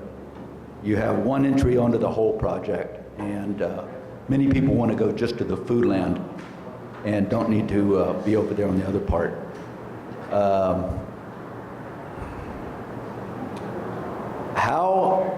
You mentioned you've made contact with one of the urgent care providers. You have these other businesses. Have you contacted anyone else to fill any of these other buildings? If you have, what have you guys talked about? And then security. We just brought up security a little while ago. Foodland's had a hard time with keeping their parking lot secure. They've tried chaining, they've tried gates, then they just leave it open.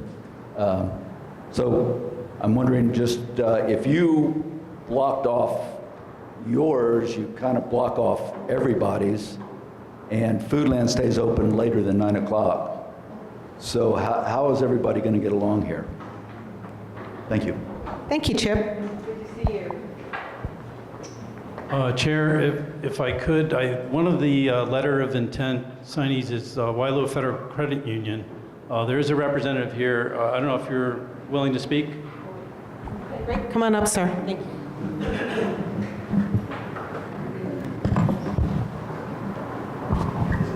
Hello. Hi, my name is Manny Diaz. I'm representing Wailoa Federal Credit Union.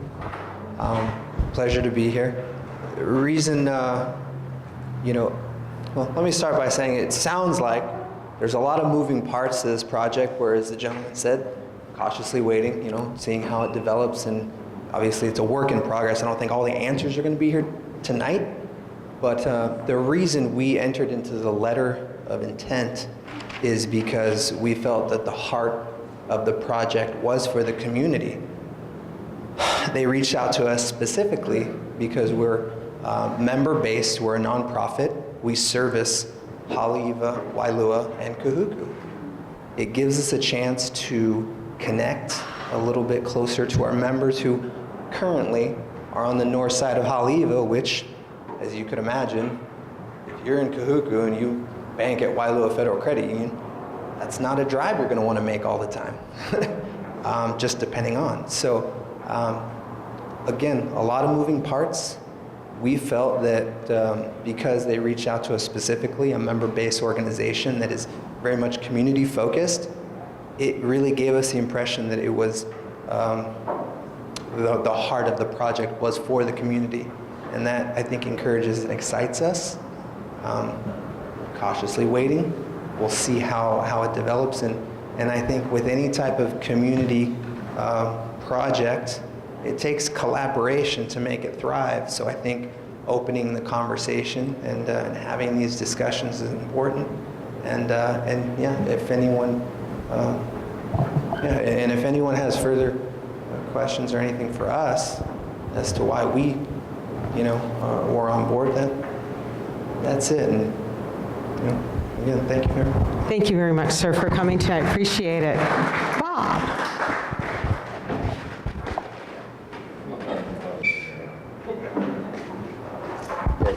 Just a couple of quickies. If you have to expand Cam Highway onto the property, it would be nice if you left a shoulder that was wide enough for bikes. Number two, if all of your leach field is up here and you use parking where there isn't now at Foodland, if you put enough force in that area, what you do is you change the grade on the leach field and the pipes, and that just basically 86 everything downstream. And that happens. There's a lot of leach fields that are non-functional. So that's just as a word of warning. I'm not an engineer, but boy, I'll tell you, if you blow it, you don't put enough spec into your surfacing, you're going to pay a big price down the road. The other thing is, if this is, so far this project has been mostly tourists. Residents like it. I go there all the time, several times a week. But the majority of the people there are for tourists, which is fine. But that's not what the Sustainable Community Plan is calling for. It's primarily for residents or community services. And so therefore, the question is, if it becomes 80% tourists, and so I say 5 years from now, it's 80% tourists and 20% residents. What's the remedy for that, and who controls that? How does that work out? So I realize that the word primarily doesn't necessarily convert into a specific number, but I think it should be addressed up front.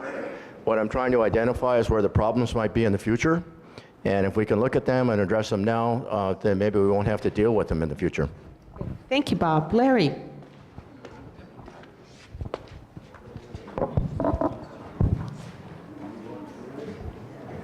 Thank you, Bob. That's a pretty good segue for what I'd like to say. You know, this is an oversimplification, but from my experience with what I've seen here on the North Shore, you basically have two kinds of people. You see people, you have people that consider this a precious environmental global treasure, this whole area that needs to be preserved and protected. On the other hand, you see people that see this area as a cash cow, an opportunity to make some money. And my concern is that if you facilitate the money-making process or operations, you get in the position where you start down a slippery slope.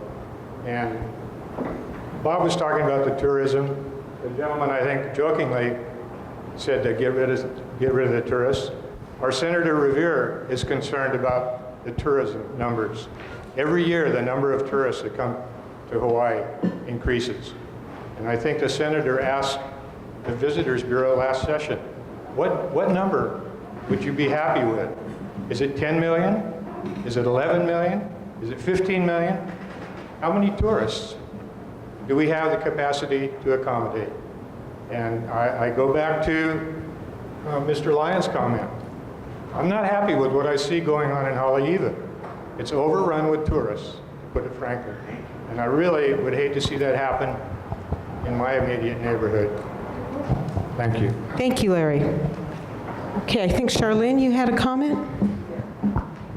Just have a couple little, this is just design stuff, this is probably really early, but just because the city or the state requires one parking space per 400 square feet does not mean that's enough. I mean, those are the minimum requirements. I understand you've lived up to it, but there simply is not enough parking, period, the way it's designed.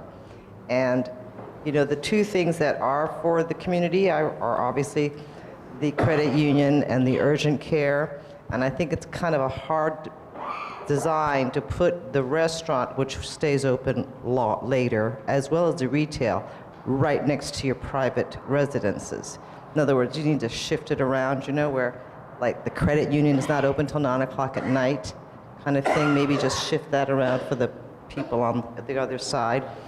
And it's, no matter how I do the numbers, it's just, what you're gonna have is you're gonna have people parking there and going across the street to the beach, and then you're gonna have people from across the street coming across and going back and forth. And that's, no matter how you cut it, there is just not enough parking, and that's my only concern in terms of the design.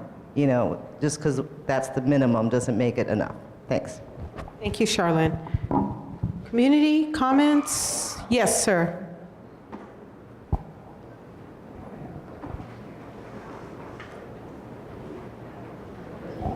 I hear a lot of folks talk about parking. Well, we're a little late on the parking game because all these new housing areas that came in and things like that, that adds to our community. But as far as the parking, I mean, you used to be able to walk through Haleiwa. Try to do it nowadays. As far as the parking, you could park all up along the North Shore. We gave up a big chunk for the bike path. That's great. But the parking is not going to get any better. And I don't know how you mitigate that between the developers or whatever here. But what I see here is I've seen this whole project kind of evolve out. And I see a landowner that is sensitive to the community that's sensitive to the neighborhood over there. I've seen him try to do things to mitigate their concerns. And you know, the last guys that were there, we didn't have that chance. We have that chance here. We got a responsible landowner, I believe. He's willing to work with the community, with the neighborhood, and with all of us who live down here. And we want to go to our food trucks and things like that and have a place. So all these questions are good, but you're never going to solve the parking as long as you got people coming here. And as far as tourists, if it weren't for the tourists, weren't for the military, none of us would have jobs. We wouldn't have the opportunities we had. So, you know, the aloha is to share our Aina with the tourists. That level of how many or whatever on how to regulate that, that's way out of our pay grade. That's up into our legislature's pay grade. And I think that's where the concerns need to be brought ahead about that. But you know, folks, we got somebody here that wants to work with the community. Thank you, sir. Thank you very much. Board members, any other questions from the board? Community, any further comments or questions? Okay, we still have about 10 minutes. Yes, go ahead, Bob.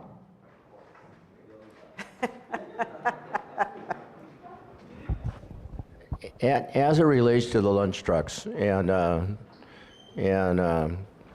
the graphic misrepresentation, to put a little peanut the size of a lima bean on the map, the average lunch wagon there right now, or food truck or whatever you want to call it, is probably running around 2,000 square feet. And I don't know what the plan would be eventually, but I think that what I'm concerned about is, so if you get 8 trucks and 3 people per, that's, you know, it's quite a few workers, quite a few parking spots, but it just seems like they ought to be a fixed asset. There's a lot of troubles that go along with trying to regulate or even manage these food trucks. And what I'm afraid is that the regs and the numbers and the specs that you're backing into here about X number of parking, X amount of water, X amount of this, that, and the other thing, kind of drops out when you call these food trucks a maybe. Well, maybe we'll do them, maybe we won't. I don't think that's really fair. I think you need to say we're going to do it or we aren't going to do it and see how they back into the specs.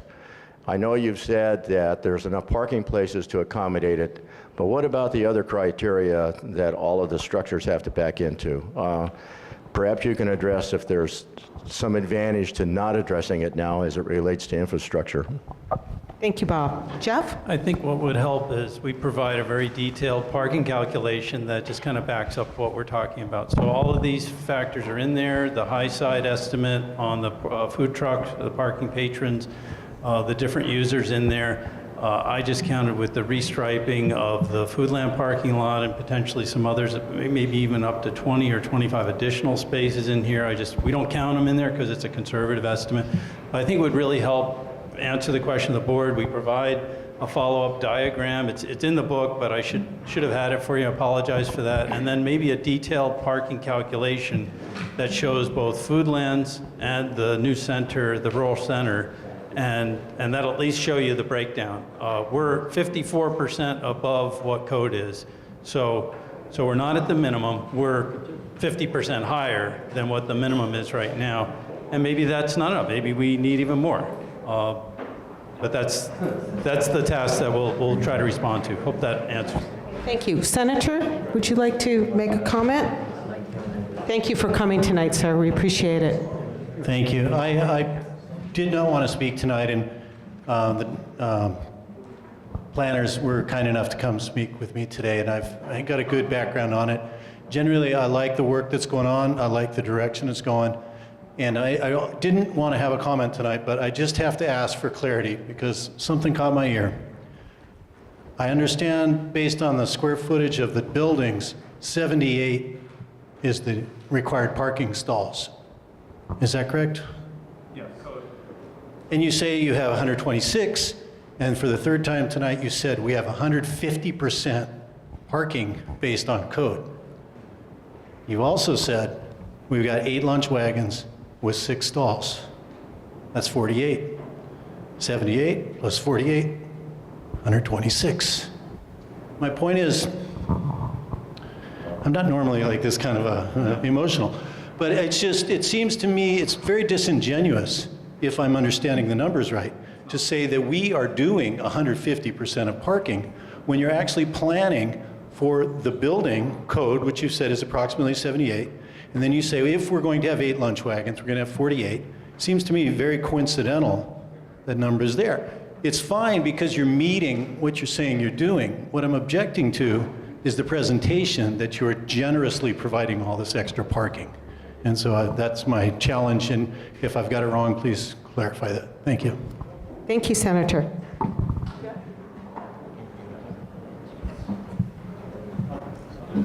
Yeah, so the calculations that will provide the detailed parking breakdown by each of the uses, including the maximum of the 8 food trucks on site, will include all of that, and the number 6 spaces would be in that total. It is in the total there. So we're within that. I'll just have to provide you the table, and I'll shoot you a copy as well, Senator. You're saying that we're giving 50% more, and then you say, well, what if I don't require any parking? So we're so kind that we're going to do 6. So you're having it both ways. I never said, I'm sorry. Guys, direct comments to the chair, please. Yeah. Thank you. Yeah, it's just, I'm sorry, I think the best way would be, and it's our gap, we should have provided you a very detailed parking assessment so that we'll follow up. I mean, this is what the draft EIS is all about, these details. So I'll go back to my architects and site planners and make sure that I'm telling the truth to you tonight in terms of this parking standard, and we'll give you the full breakdown on that. And if we can find a few more spaces in the plan, we'll do that too. But again, we did not want to create a huge, what if we put 250 parking spaces here? Well, would that be a good thing? And we did structured parking. I mean, I'm being kind of crazy hypothetical, but that's really not what belongs in our community. It has to be compatible with the way we like to live up here. So we want to make sure it fits. We give a little extra room here, and it's a busy place. And so in the future, how do we manage these tourists? The tourists are not going away.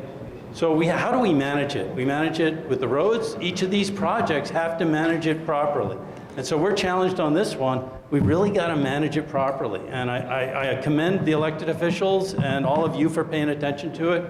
It's a challenge for all of us, and we're just one piece of this puzzle trying to help. So when you do send that table, could you send it to me so I can share it with the board as well? That's really important. Thank you very much.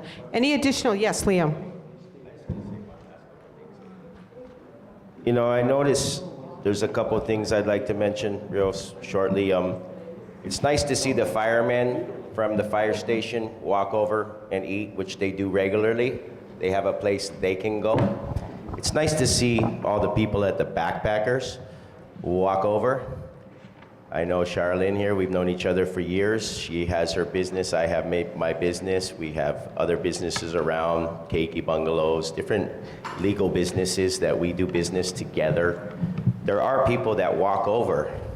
There's gonna be people that park down at the skate park to go to Waimea Bay when the ADI cow is on. There's gonna be traffic. When Waimea's big, the traffic backs up. Go back 10 years. When there wasn't a traffic light there was traffic. People come down from Foodland, from Pupukea. There's so many different traffic things involved in this that to blame it all on the current location, like I hear people saying, is, I think, a joke, because it ain't. No matter what, there will be traffic on Sunday afternoon. How about this next Sunday? We'll close down the whole business. The next time Waimea breaks, and you guys see how the traffic is backed up to log cabins, regardless if there's business there or not. Foodland has a lot to do with the traffic. There's a lot of traffic issues. But in general, I mean, I think that it's nice to see like people walk down to come eat and enjoy the area. And everybody has their concerns, which I am totally for and totally understand. But there's always two sides to the story here, and I don't think not too many of the people here with some of their things they're saying are necessarily right. You got to really look at the big picture, and the big picture is a lot more than what you think it is. So thank you. Thank you, Liam. Okay. We have time for one final comment. We've got 2 minutes. Anyone want to take the last 2 minutes? Going, board members. Anyone last 2 minutes? Hearing none, thank you everyone for coming tonight. Mahalo.